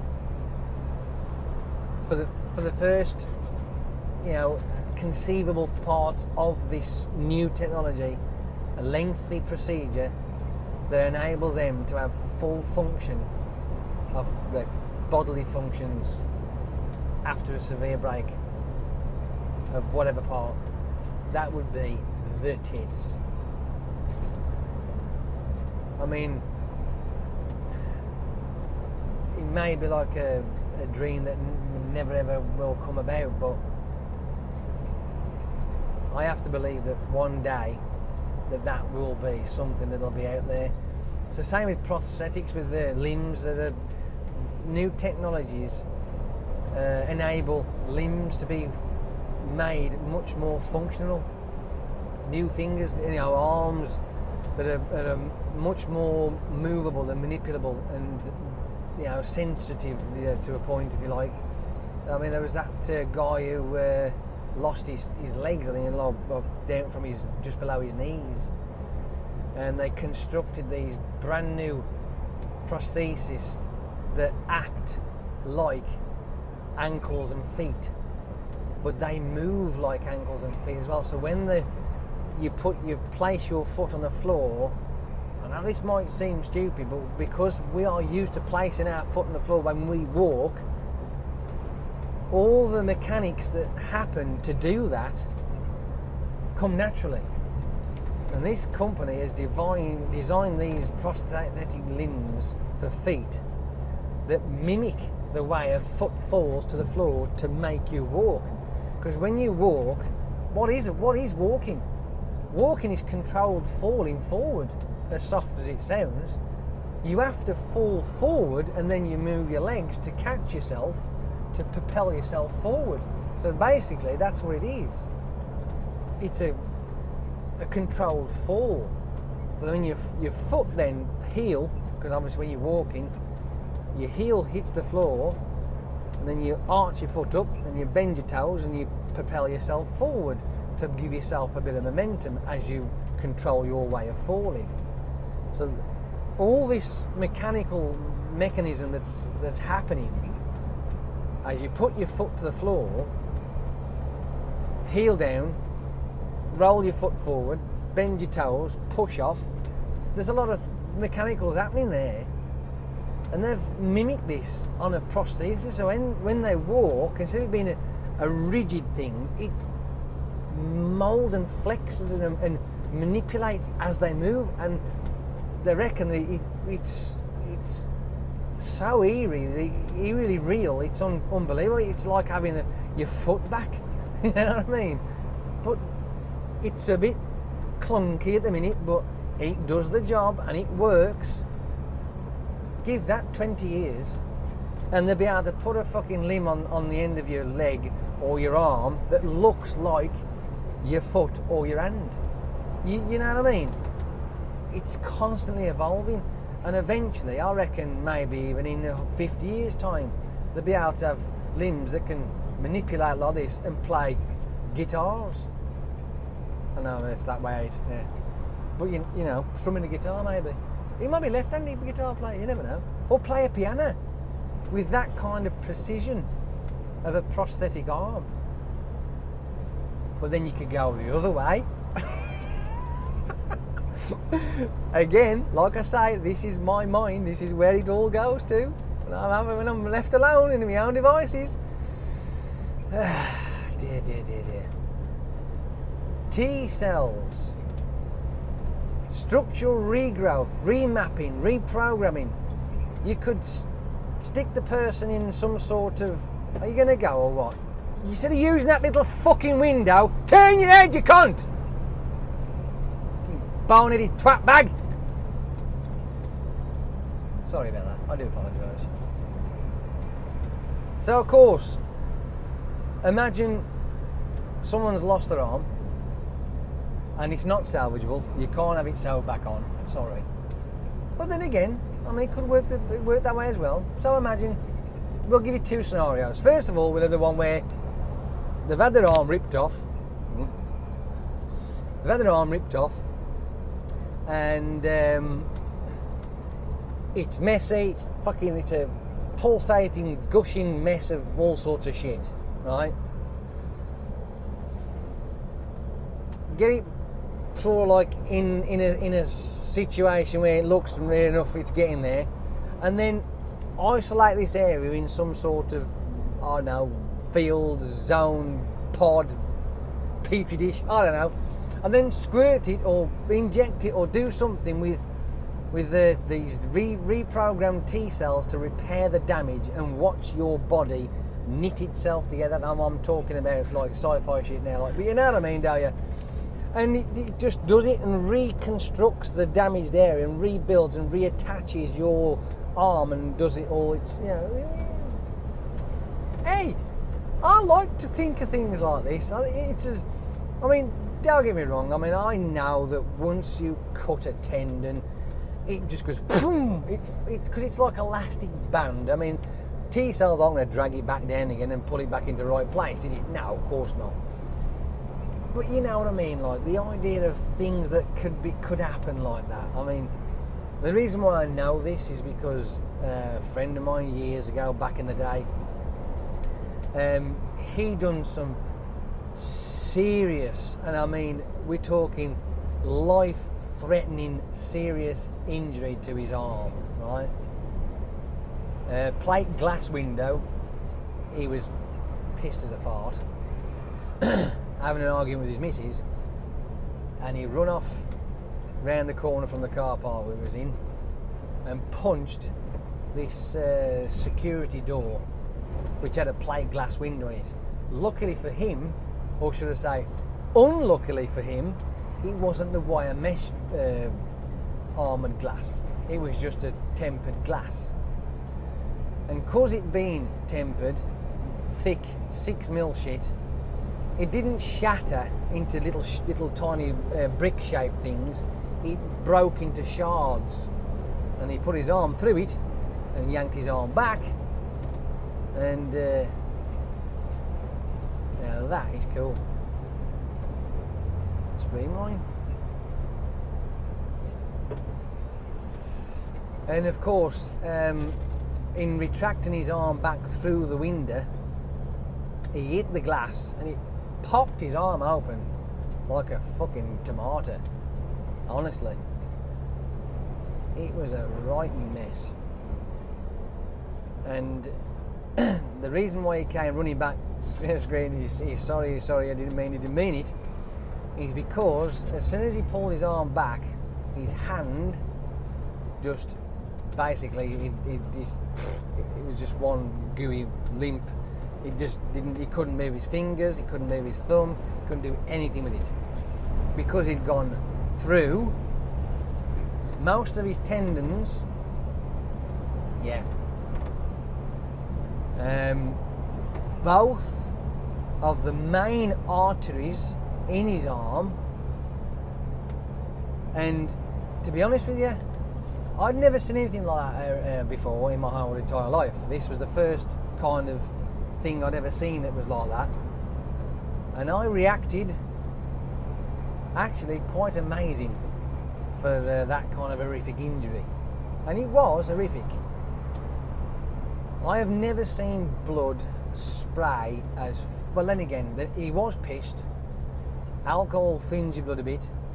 He had been running because he ran round there, as you know, in his way, and then he ran back. So his heart's going.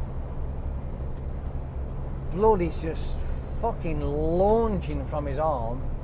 I mean, it was spraying literally fucking 10, 15 feet. It was nuts.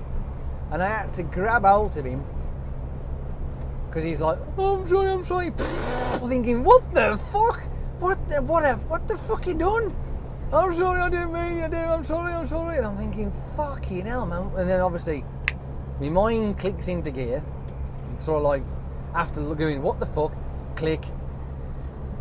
Swings him around, holds his arm in the air, and I've grabbed hold of his elbow because it was his right arm, and I grabbed hold of it, and I was fucking squeezing his elbow with it up in the air. And like, my eyes are frantically looking everywhere. What the fuck?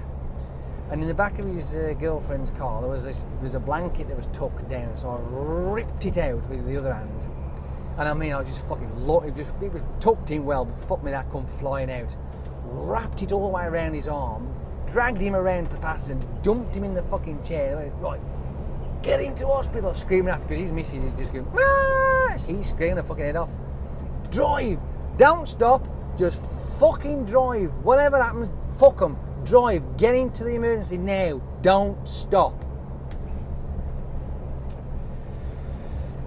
He just about managed to walk into the the emergency area, and he was down, he collapsed.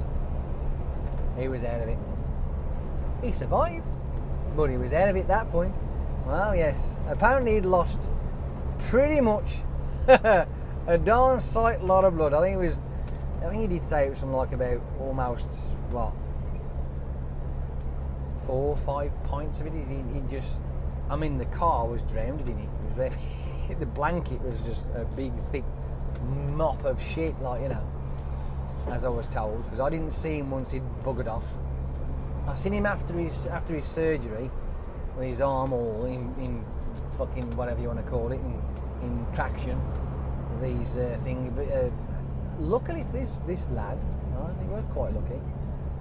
Apparently, there was a surgeon there who specialised in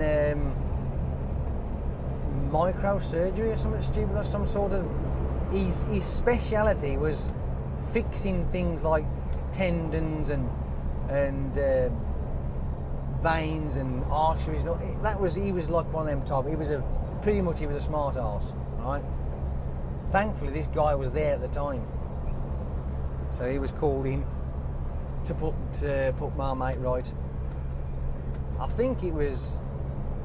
I mean, you never know. You guys out there, with my seriously old subscribers from way back in 2013 to 14, you know, you might even remember this story. And it was like 300 odd plus stitches later, and his arms all like this, all strapped up with these little springs on his fingers. And believe it or not, he'd pretty much got 90% of the movement back to all of his digits, apart from his thumb. His thumb was a little bit lazy. I think he's going to speed up and slow down. What the fuck are they doing? What's going on here? And he hadn't got full rotor motivation, if you want to call it, or motor skill of his thumb. He couldn't rock it. You know, when you rock it round to grip, his thumb was still straight. It wasn't all the way around. So, but again, he could move it from side to side like that, up and down like that, but he couldn't rotate it that little bit that you rotate when you grab hold of something. But that is phenomenal compared to the injury he had. So, yeah. I know that you have to yank tendons and shit and arteries back into place. That's why I say I know. But the idea of sticking you in a little dish, right, and let's say, for instance, that the limb is gone, right, reverting back to that conversation earlier after that one, if you can keep up. Imagine shoving you've lost it from there, you shove that into a dish, right, or into a machine of some sort, and these reprogrammed T cells rebuild your arm, right? So within say a couple of hours, maybe, take the piss, sit and watch telly for a bit, you know. I mean, by the time you've watched a couple of shows, maybe, or maybe a couple of films, you know, and then goes ping, done. You know what I mean? A bit like a fucking bun in the oven. And you go, that was a close call. And you got a new Donny. You know what I mean? What? I mean, just think. You don't know what's out there. You know, what lies ahead of us in technology. I mean, I think that's the tits, I do. I think that's amazing. That could be the best thing ever. You know, you have Friday, you know, here's another one. Hey, fuck it. Why don't we just skip all that shit and just jump to clowning? Hey, how about that? That's it. Complete, brand new, state-of-the-art body, brought to you by Clown and Clown Sons. I fucking love that. Just transfer your brain into this new body and you'll be set to go, off on your jollies, no matter what. Be a 25-year-old once again with Clown and Clown Sons. Oh, I love that. That'd be the fucking nuts, that'd be, wouldn't it? Can you imagine? So, in other words, if you was one of these unfortunate people that end up with some serious injury, what have you, right? And you're alive, and you didn't die, or I was able to get you back, or even with technology then, or to come, should I say, you could have been dead fucking hours, but they managed to salvage you and bring you back to life in a new body that's been cloned for you, brought to you by Clown and Clown Sons. I'm going to patent that fucker. Oh dear. Unbelievable. But you know what I mean? Oh, that'd be... Can you imagine? You've reached your, say, I don't know, you was lucky enough to survive and you've reached your 100th birthday. And your body's old and it's decrepit and, you know, what have you. But hey, in saying that, I mean, fuck it, we'll carry on the line. So, you're old and decrepit, you've come to your 100th birthday, and for your 100th birthday, you have a birthday treat of a brand new body. Oh, wow. Brand new body of a 20-year-old. Fucking unbelievable. Or would you say 20 or 25? What would you want to be? Oh, I don't know. Either way, it's exciting stuff, isn't it?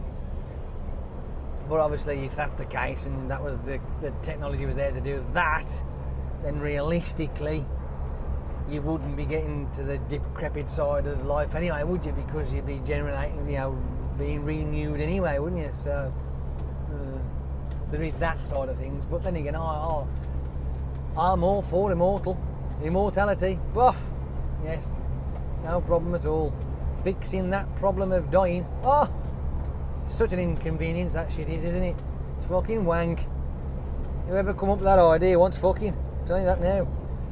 I don't want nobody ever wants to fucking die. Not unless they're stupid. I mean, yeah, depressed. Whatever. No, I would definitely be on the front for that one. Me, please. Want to be alive. Yes. I would like to see what the year 3000 is like. Thank you very much. I mean, wouldn't you? If somebody come up to you, some fucking mad scientist come up to you and says, I can make you live forever, what would you say? Would you go, oh no, fuck that? I'd go, fuck him. Me first.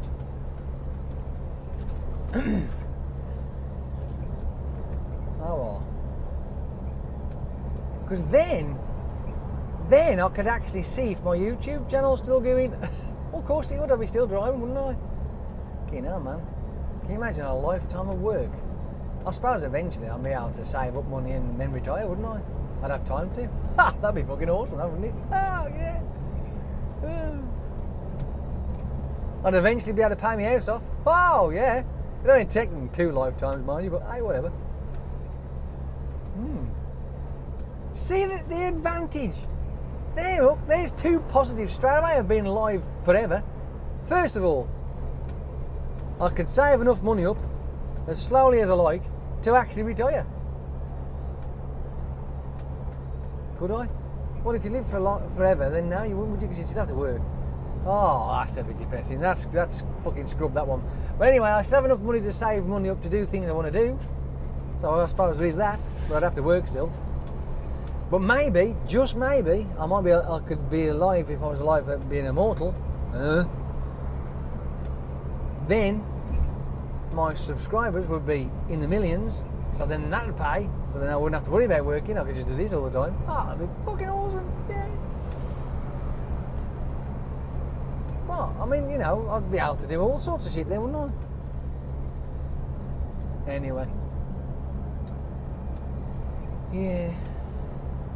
I don't know, it's just... It's the thought. No, it's that... The what if that always plagues me. I mean, I'm a big believer in hope, right? And hope can come in all sorts of things. Right? I always hope for the best. 9 times out of 10 the fucking worst happens, but I always hope for the best. I'm a big believer in the what if scenario. what if that was available? What if I could do that? What if tomorrow that happened? So, you know, that's always there, the forefront of things. Always.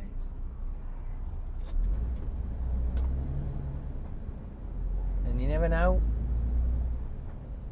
before I do get too old and decrepit, they have cracked the aging problem, and we can all be running around at 95 like 25-year-olds. Yes. Oh, fuck me, yes. I mean, at the moment, I'm fucking 45 and I feel fucking 95. So, I mean, I'm going to be buggered when I get to my old age. I do that now. I'm going to really be fucking buggered. Back problems, knee problems, elbow problems, neck problems, fucking all sorts of shite. My eyes. There's another thing as well. There's another one. Your T-cell therapy could also fix your eyeballs without having to worry about glasses. Squirt some shit in that and done. End of. You know, 20/20 vision. Brilliant. No more fucking headaches. Ah, well, whatever. Well, that was a bit fucking long-winded, wasn't it? Didn't it? Oh, my ass. And now we're stuck in traffic now. Oh, my fucking ass is aching like fuck. I haven't moved, have I? My fucking jaw's been... No, one of my bloody vocal cords are knackered. I've been wobbling them all day. Wow. Well, this is going to be an interesting topic, isn't it? I hope you've enjoyed all that wobbling I've been doing. Just bloody hell, I've exhausted. I think I'm out now. I'm all defunct. I'm done. Oh dear, I can't talk no more now. I've done that. That's it. End of. Fucking brain's empty. That was so much fun. I enjoyed that. Oh dear. Never mind, I might think of something else to talk about in a minute. But yeah.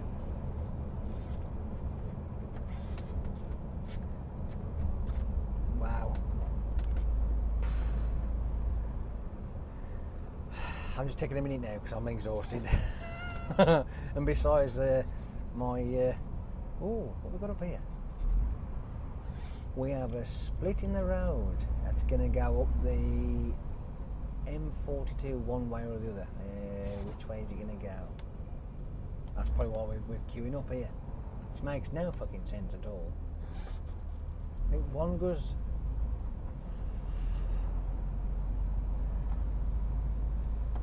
Well, it's 42 both ways, isn't it? I'm sure it is. But one goes to the M5 and one goes to the M6.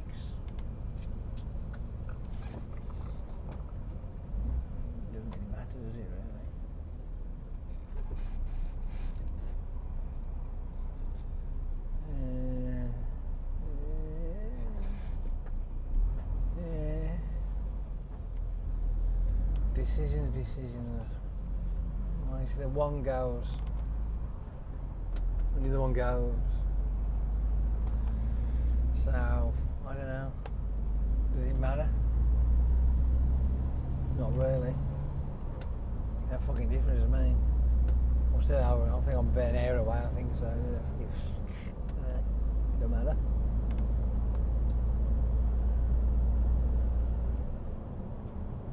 Yeah.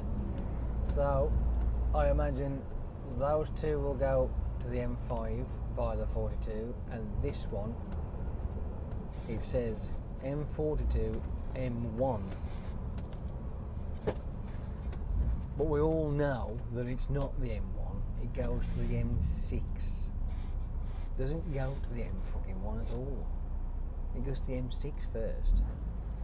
So that makes no sense. Surely that's the wrong way around. Would you agree that that is the wrong way around? It should say M42 North, M6 in brackets, and then have that automatic shutter thing with the M1 on it. Surely that would make more sense. Oh, I don't know. Because it doesn't go to the M1, does it? The M42 goes to the M6.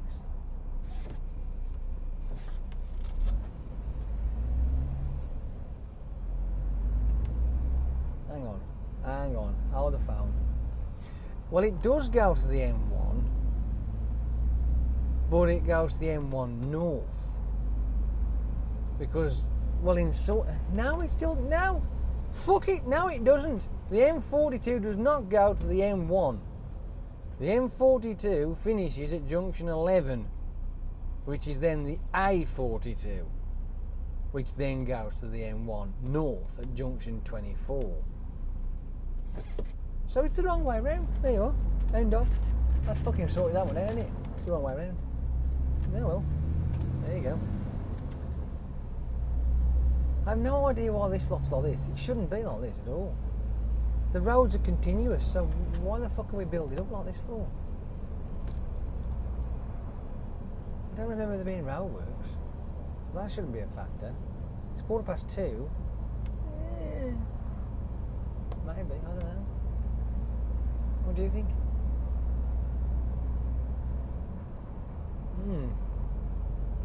I don't know. I just don't fucking know. Well, I'm going to stay here then, fuck it. I'm going to this way. It will put me on at junction 4A, something like that, with the old Duke circuit. So, that'll do. That'll do nicely. Oh yes. Trolley on up the M6, off at junction 11, park up and go home. Oh, isn't it lovely?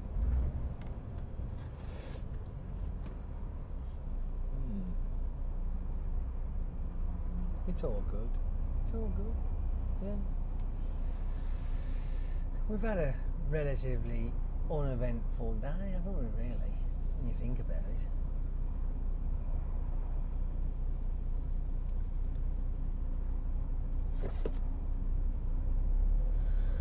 it. Apart from this shite, like I say, which makes no bloody sense at all.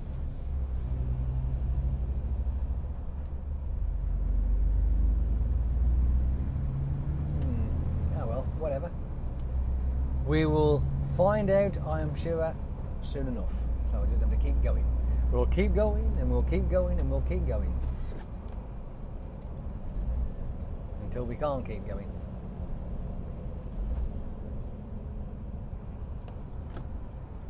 Oh.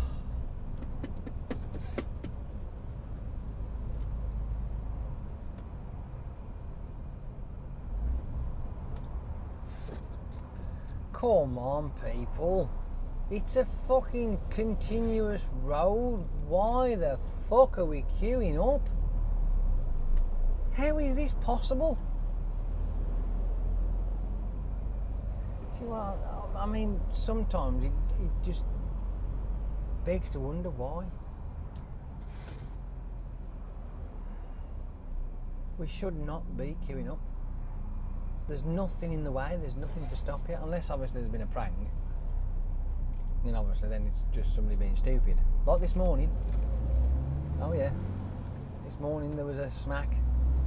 Somebody had run into the back of somebody else, and I'm like, you're a fucking fool.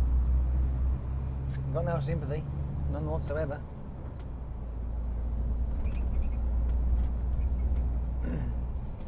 Definitely writes off anyway, they were fucked.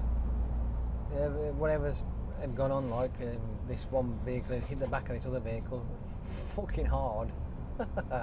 You know what I mean? There was all right, like there was all out the vehicles. There was no signs from my point of view, injuries. So I don't know. But the front of the one car was like, that was fucked. That wasn't going nowhere. And there certainly wasn't much boot space in the car in front, so yeah. But like I said before, when it comes to things like that, I have got no sympathy. And like me and my mate Steve knows, what is it? Spacious and luxurious. If you're spacious and luxurious, think like you are the 1%ers. That way you will have no problems at all. When you're shunting along traffic like this, it's quite alright to get a little bit closer and close the gap up a bit.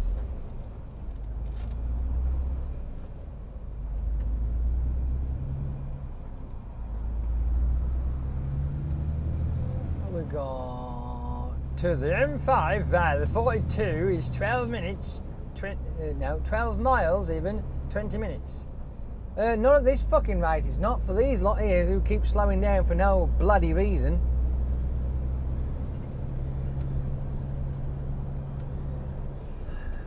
I'll give up. Mental nuts. Well, we are still slowing down, look. Brake lights on for whatever reason. What the fuck are you doing, people? Fucking drive.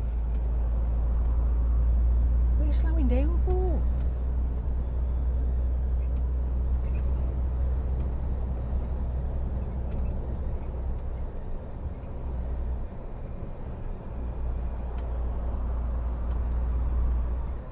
Oh well, it's all good, don't worry about it. It's all good, it's all good.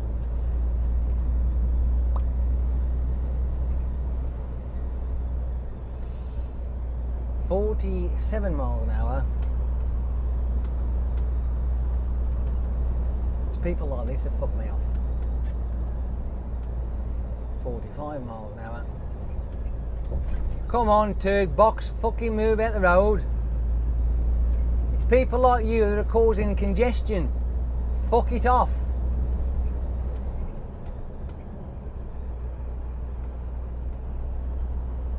You just want to drag him out and give him a good slap, you know what I mean? He's unbelievable.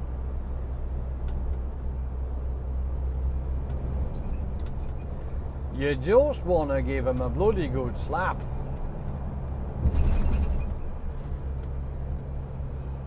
That'll do. You fuck off in lane 1 and me drive down here.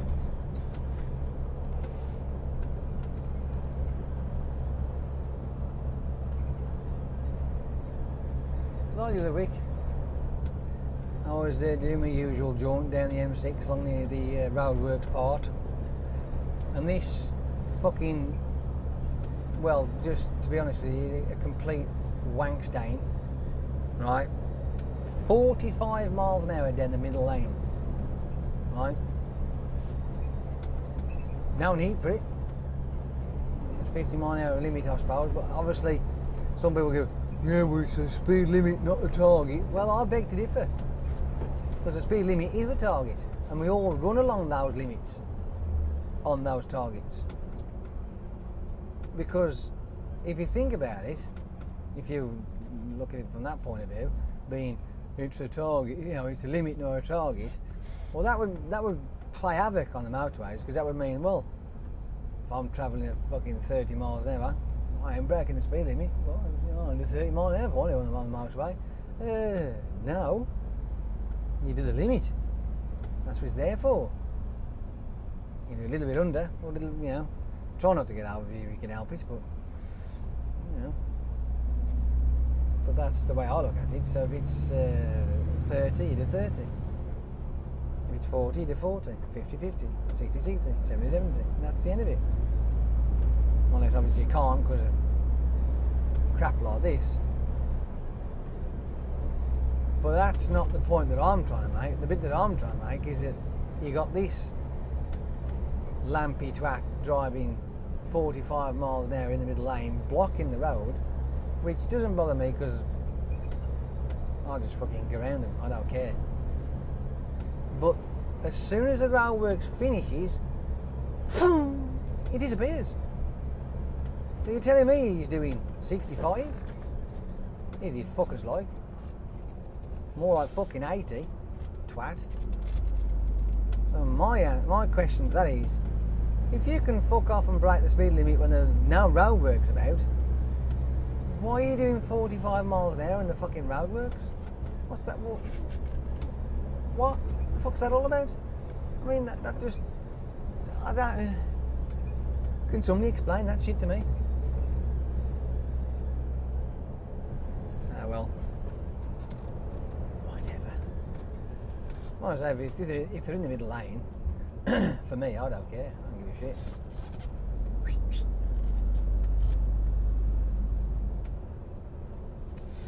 I've even had, which, yeah, They're doing 45 miles an hour in the middle lane, and as soon as I pull into lane 1 and I'm going alongside, they speed fucking up. And they keep up alongside me until I catch up with the vehicle in front. I've had that before now. Now that is just one complete prize prick that do them type of people. Realistically, they do want dangling off the end of a fucking bridge, right? And letting fucking go, because that's just downright fucking rude. I mean, they're doing less than speed limit and blocking the road as it is by being in the middle lane at 45. So you get round them because there's a bit of a gap, and as you're going round them, did I just see what I just seen then? So then you're getting around them, and then obviously they don't like the fact that you've undertook them, even though they're the ones that are blocking the road off, and then they speed up and keep up with you, and then block you in. Yeah. You just want to put their testicles between two house bricks, do you? Am I being harsh now, am I? Oh well.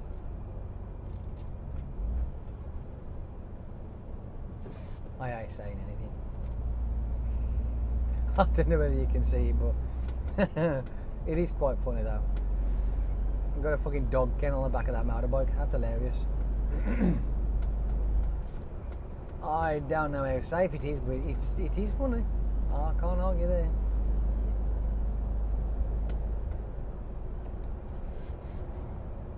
In a sense, would that be 3 up then? Because there's 2 helmets there, so I don't know.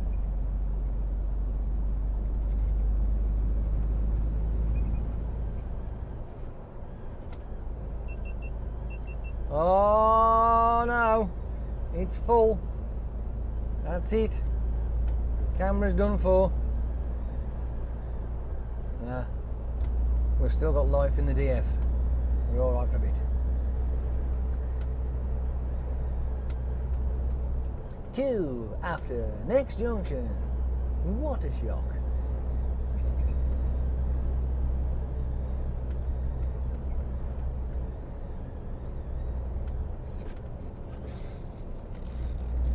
I want to get round these lot here, but I don't know if it's fucking worth it or not. I don't know how far up the M6 is. I really don't, but I need to move over because they're boring me. I don't want to get past them. Come on now, people. I've not. Oh, what the fuck? Oh, now it's just dropped in a fucking 40 mile. It was a waste of fucking space, that was, wasn't it? Fuck it. I might as well move back now then. Fucking scrunchy. Oh, no, can't move back yet. Because that was a bit fast, wasn't it? Come on, let me get past. Thank you. I'll move down here. I hate that I do. I kept looking, I kept checking. I kept looking, I kept checking, but they were a bit fast.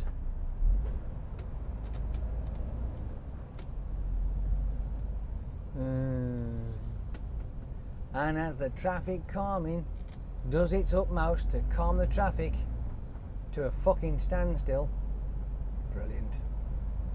Absolutely brilliant.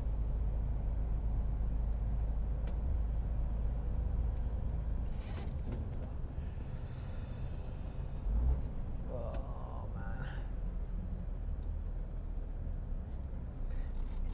I was in bed this morning.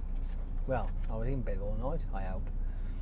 And I woke up this morning with my alarm going off. My first one went off, so I knocks that off and I lie there, and then the second one comes off around about 20 minutes or so later. And I turns that one off, and I'm lying there, and I hear this, or this, or I heard some sort of weird noise. I thought, oh, so I better get out of bed. And it so happened that 10 minutes had gone by, which was quite. It was as if I'd just literally turned the alarm off, and that was it. 10 minutes had disappeared. You know, fuck me, I wish I fell back to sleep again, and that noise just cranked me back out of me sleep, like, you know. And off I waltzed into the bathroom and stuck the shower on, half asleep. I'm thinking, oh, I feel terrible. Why? Because you ate too much chocolate last night. That's why, you fucking plebed. I did. I went on a fucking chocolate binge last night. I don't know what's wrong with me, I'll tell you. I just haven't got a clue. But anyway, so I got up this morning, jumped on the scales just to make sure I haven't gone too stupid, and I am gliding uphill. I'm not too bad, so I can sort of like steady myself for the time being, so I'm alright. I don't want to get going any higher, so I'm going to try and scoop it back down again if I can help it, but yeah, quite surprised, but yeah, I'm alright. I ain't too bad. But today, I don't know what I'm going to do today, because obviously it's 2:30 now. By the time I get back in the yard, it's going to be knocking on for 3:30, I'll bet you. Or something like that, or even maybe a bit later. But I don't know what to do, I don't know what to have to eat. I'm not sure. I don't know.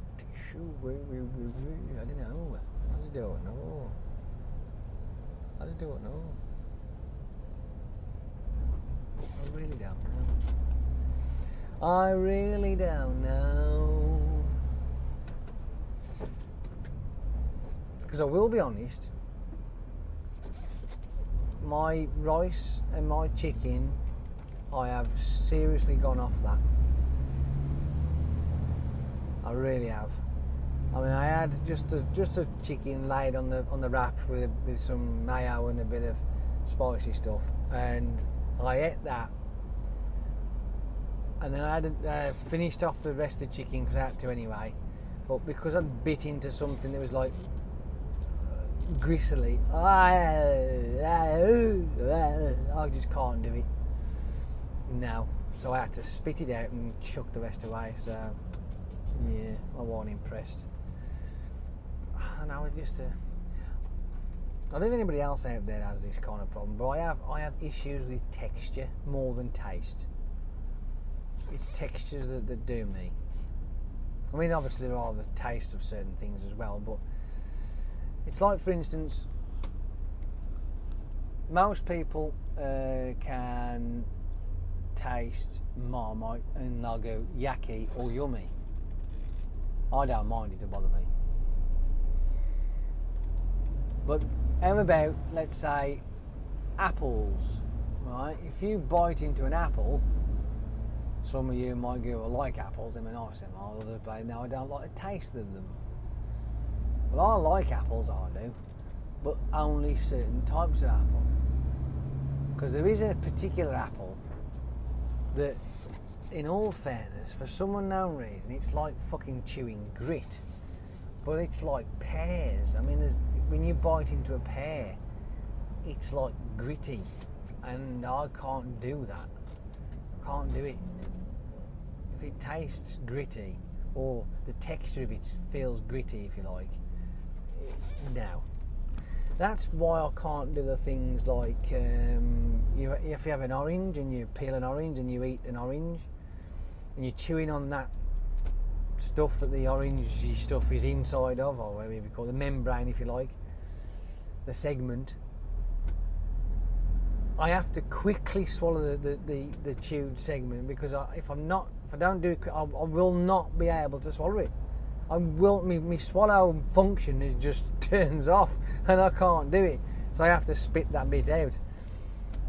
And if I have, say for instance, you have jam, a jam sandwich. I mean, obviously I don't have sandwiches now more with jam on anyway, but originally jam sandwiches, if it's the seeded one where you got the seeds or the bits of fruit in it, yeah, I just can't do it. But if it's the pure jelly form jam, give that to me all day. You know what I mean? I could do that. It's like marmalade. I mean, I love marmalade, but I just don't like the shreddy bits in it. So when they did the shredless marmalade, oh man, that's just heaven. That is the tits. I'm telling you now, right, if you've got to the end of this video, right, and you like marmalade, right, you're going to love this. Crumpets with whatever butter you fancy, and then so spread your butter on till it melts into it, obviously because you stick the crumpets in the toaster. Stick your butter on so it soaks in, and then spread marmalade over it. Oh, fucking hell, man, they are to die for, them are. Oh, they're gorgeous. Absolute. But be warned, right? They are fucking Moorish as fuck. That's if you like marmalade, and that's if you like crumpets. But they are Moorish. And the pack of 6 will disappear rapidly. I'm not kidding you. Oh, I can demolish a pack of 6 of them quite easily. Oh yes. But when it comes to textures, when it's in my gob and I'm chewing it and I go, I can feel that gristly, yucky. Or even worse is when you're chewing. Oh no! You know when you're chewing on something that's like really, it's supposed to be soft, and you bite into something that goes that cracks. Oh fuck! Oh, like fuck that bin. Now I have in that shit. You can fuck that off. There's just no way. Not a chance. Anybody else like that? Because I mean, oh fuck, oh man, no, can't do it. Because you're eating something soft, and then you bite into something hard. It just doesn't compute to me. It shouldn't be there. It's a foreign body. So my mind conjures up all sorts of weird and wonderful things. You know what I mean? It could be a fucking toenail or something stupid. I don't fucking know. I can just imagine someone there now who's just bitten into a ham sandwich, gone crunch, and they've got an image of a fucking toenail. I love it. Oh dear. But anyway, beside that, enjoy your dinner. But I just can't do it. I can't do it. I can't do it. That's why I prefer breasted chicken to the leg of chicken or a wing, because it's the gristly bit I can't do. I just can't do gristle. Or any kind of foreign body that you know should not be there, even though it's part of the sandwich. It's like, no, fuck off, don't want you. So yeah, I've gone off it a bit. So I'm gonna go back on my pot. I'm gonna have to go to Sainsbury's. I think I'm gonna go to the shop and go and get myself me fucking couscous and tuna fish and me pasta pots. I think, because I need something different now. I really do. I need something different, and I really like that. I mean, I don't mind that at all. The couscous ones, they're quite nice, them are.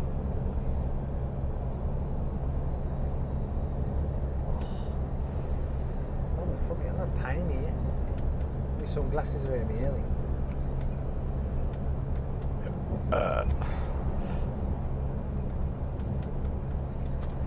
M6 North. I imagine there'll be the R.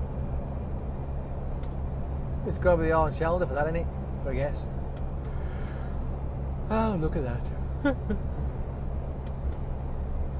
Yeah, that'll do.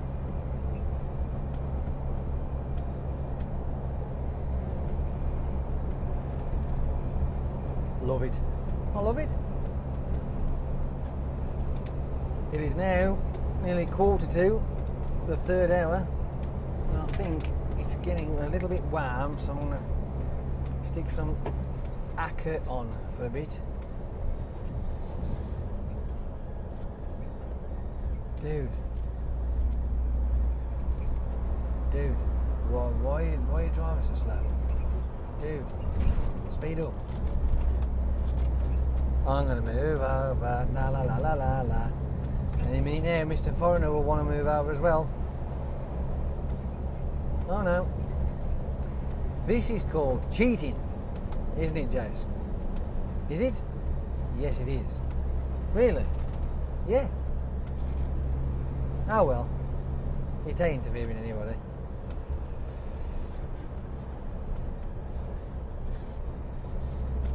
And then we leave the indicator on and we move over to the next lane just like he's done. So I'm going to beat you to it. Sorry. You've got a third one you can play with. La la la la la la la. Oh, what now?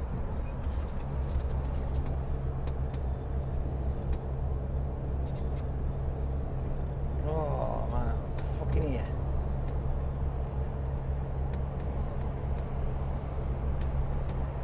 My ear is aching. It's not the actual inside, it's the lower bit. That's, could my glasses have been squeezing it and, yeah. Whatever. I've still got to put them back on again because I'm squinting. We're over now. Okay, I'm moving over.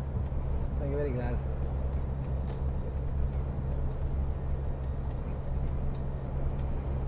Well, I must admit, we've had an interesting day, haven't we? We really have. We've had a very interesting day.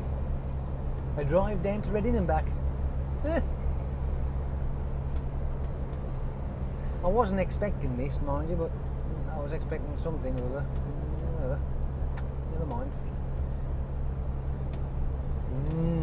Never look a gift horse in the mouth is what they say. Is that a term?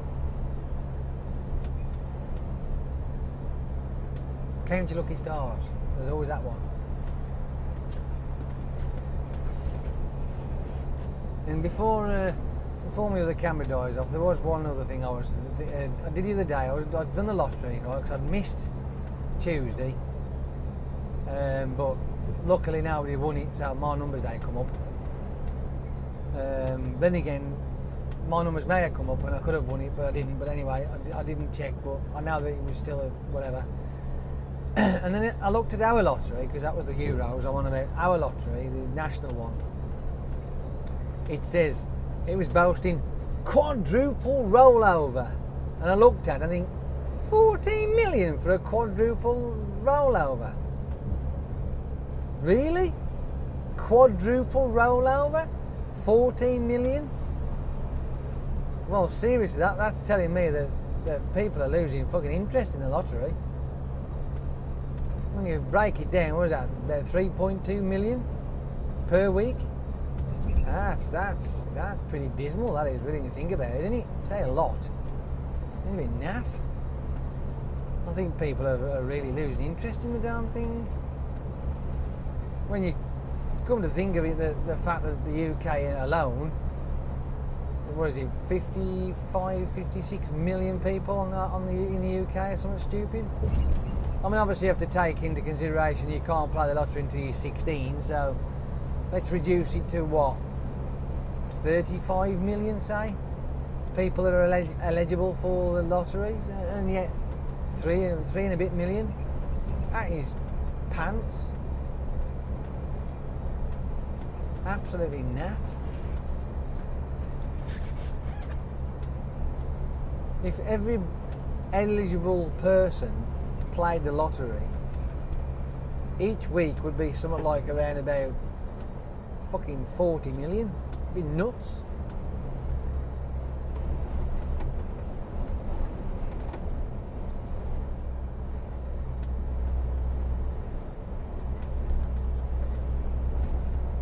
But my question is though, when all this Brexit thing finally comes through, I mean, what happens to the Euro Millions then? Do we still do the Euro Millions, or will we now come out of the Euro Millions? I mean, I would imagine that, to be fair, we would come out of it. That would be how I would look at it. I don't think it'd be fair. We won out the EU, so. Or is it a different thing now? Is it classed as a different thing altogether? European or EU? I mean, I don't know. It's a thought, isn't it? Well, when you think about it, something to think about. I don't know. Either way, we'll play it while we can, and then I'll stop when we stop, depending. Makes no difference to me.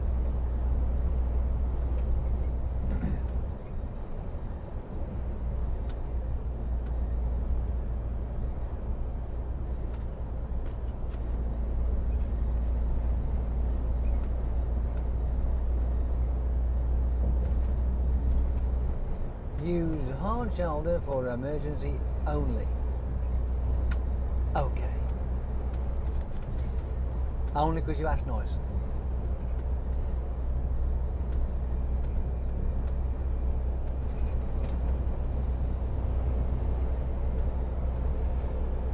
Yeah, I would say they've ever been down the pit or some sort of quarry. Historical building we are driving past there. Brilliant, that is, isn't it? What an absolute awesome building. Fucking gorgeous bit of architecture there. But it didn't look like that a few years back. Oh no. Took a long time to get it to be like that and change it into what it is today.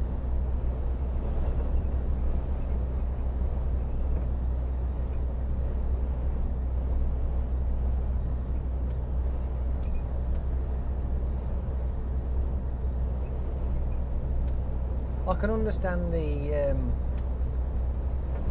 reasons as into doing things like that, restoring buildings or anything really, anything that's old and decrepit, and restoring it to its former glory. I really do get that concept, I do.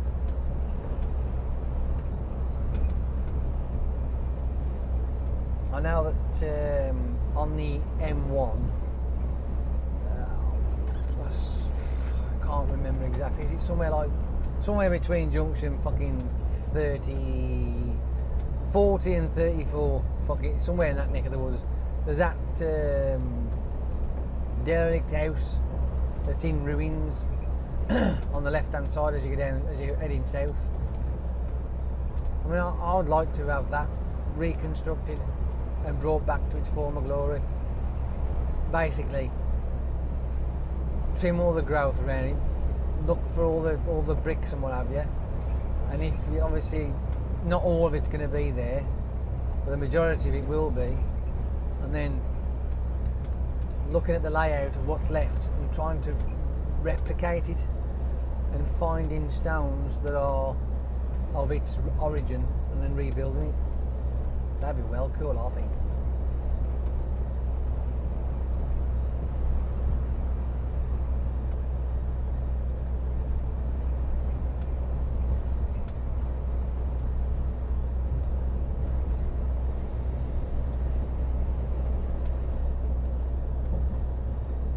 I mean, don't get me wrong, there are certain places where the ruins are there and they've been preserved for a specific reason.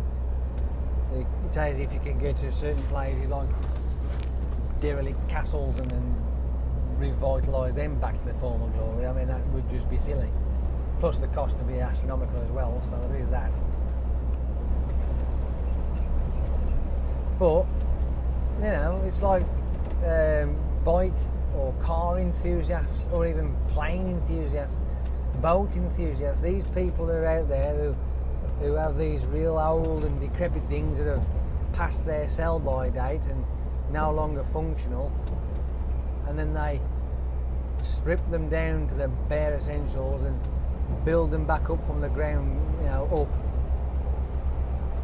to their former glory, and then it's just amazing how they look at the end. Has anybody seen the Back to the Future? What's it? There was like that anniversary one, wasn't there, where they showed you all the, you know, people's how fanatical they are about the TV, the film, like, you know, Back to the Future, and the memorabilia of it, and the actors and actresses were talking about their time on the set and their parts and what have you, what they did, and there was a guy that people out there who are fanatical about it, and they've found DeLoreans and they've built their own time machine, like, you know. And there was one particular guy who had found the original car at the set, and it was in bits, because the tourists of the film sets were taking bits off it and what have you, just breaking parts off as souvenirs. And this guy thought, well, you know, he couldn't believe this was happening, like sort of thing, and so he took upon himself. He managed to get the car, I think, at one point or other in his time, and was able to salvage parts of it, rebuild it, and bring it back to life. And I mean, now that particular vehicle is actually on display at the I think is it one of the Universal Studios or something like that, in the Back to the Future ride. It's in that glass case. But to think that it was in such a disarray to start with, and these guys put it back together again, it's fantastic. So I understand when people have, you know, they do restore stuff. You know, even restoring old artwork as well. And imagine finding shit like that which has been buried at sea, say, for argument's sake, lost treasure, and that need to be restored. I mean, that must take some serious skill and patience to do things like that. You know what I mean?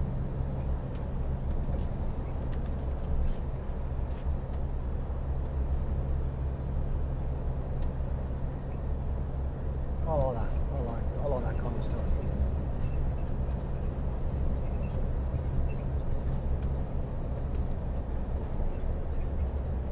Oh,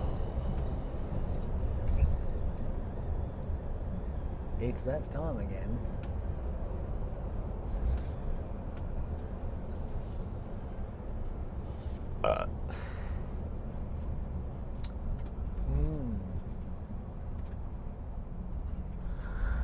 Oh, I love it when it's like this. Yeah, I can fucking douse the piles. Amazing, eh? Just down there was fuck all on the road and it said 40 miles an hour. It's fucking blocked and it says 60. What the fuck? Traffic calming my arsehole. Told you. Traffic calming down to a bastard stop. Shit. I wonder if anybody actually does realise how fucking pointless this shit is. It makes no bloody difference. You know, I've got a sneak suspicion, you know, the reason why they're doing all this type of road work system in place in the first place is to do with automated driving. That's my opinion. They're gonna introduce, you watch, sometime in the near future, with all these new roads that have been put in these so-called smart motorways, it'll be automated driving for automated car driving systems. There's a little tidbit for you. Oh dear, for those of you who've got to the very end of this video, you've just had a bit of a corker. Oh yes. It probably isn't, but hey, like I said to you, that's where my mind goes. All these new layouts, these new roads, all these new gantries, and the new layout, those little dark strips that you see in the tarmac, the sensors. You know what I mean?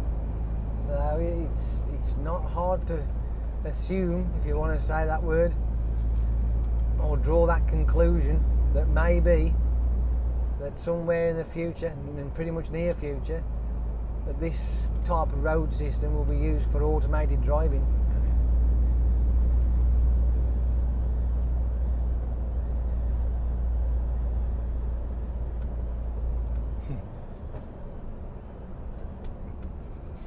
I love the way I think. I do. I do. I'm telling you, I really do. Honestly, I really do.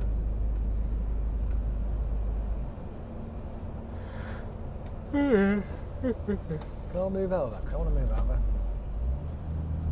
I want to move over into this lane because I don't like that lane. That lane's doing me fucking sweeting. Film and TV services. Yeah. It might say film and TV services, but it is actually what it is. It's a service. As a matter of fact, it's a catering service. I bet you don't know that, did you? Ah. Well, I'm telling you. Yep, it's a catering service. And actually, in I might get this wrong. Is it Holden? Hoyden? Could be Hoyden or Holden. Hoyden, I think. Up in Liverpool way. At Junction 6, the M62. Is it Hoyden, that one? Hoyden, I think maybe. Up there's a place that actually has catering vehicles, which is for TV and film. And they restock them up there. We used to deliver to a place next door. I was chatting to one of the guys there. He says, "Where are we off to today? Oh, we're going off to do this, blah blah blah. Oh, we're on such and such this week. All right. Is anybody famous? Believe it or not, not really. We have had the odd occasion where we've had a couple of famous people, but mainly it's for the crew. It's for the behind the scenes grunts of the shows and what have you. That would make sense. Because you know yourself. Well, then again, you may not know, but if your favourite TV show, or should I say, your boring fucking BBC One soap, doesn't just take all the actors, it takes fucking gazillion of other people as well.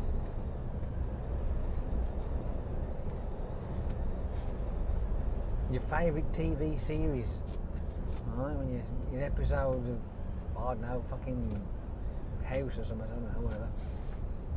There's lots and lots of people who are involved, lots of them.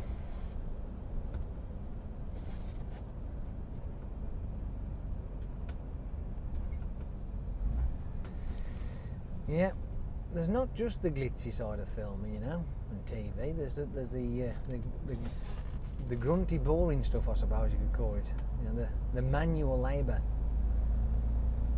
It's like, for instance, you have set crews. There's carpenters, fabricators, bricklayers. You know, there's fucking gardeners. There's all sorts of people that are involved in certain types of films and what have you. You know what I mean? If it's a sci-fi thing where there's a lot of construction and what have you, they may build these physical sets, and they'll need engineers and carpenters and fucking fabricators and shit like that to build the sets that people use and act on and what have you, and the green screen and the CGI shit works. Well, ladles and jelly spoons, that is it. Camera dead. Just at the point when this fucking great big tugboat comes past us on the opposite side of the road. That's about fucking right, that, isn't it? Oh, well, it's a shame. Yeah. Oh, well, how about that? Well, that's it then. I'm going to go. I hope you've enjoyed that waffling on of all sorts of wonderful and weird crap. Go on then. Off you go. It's time to go now. Toodle pip. Off you pop. Pop, poppity poppings.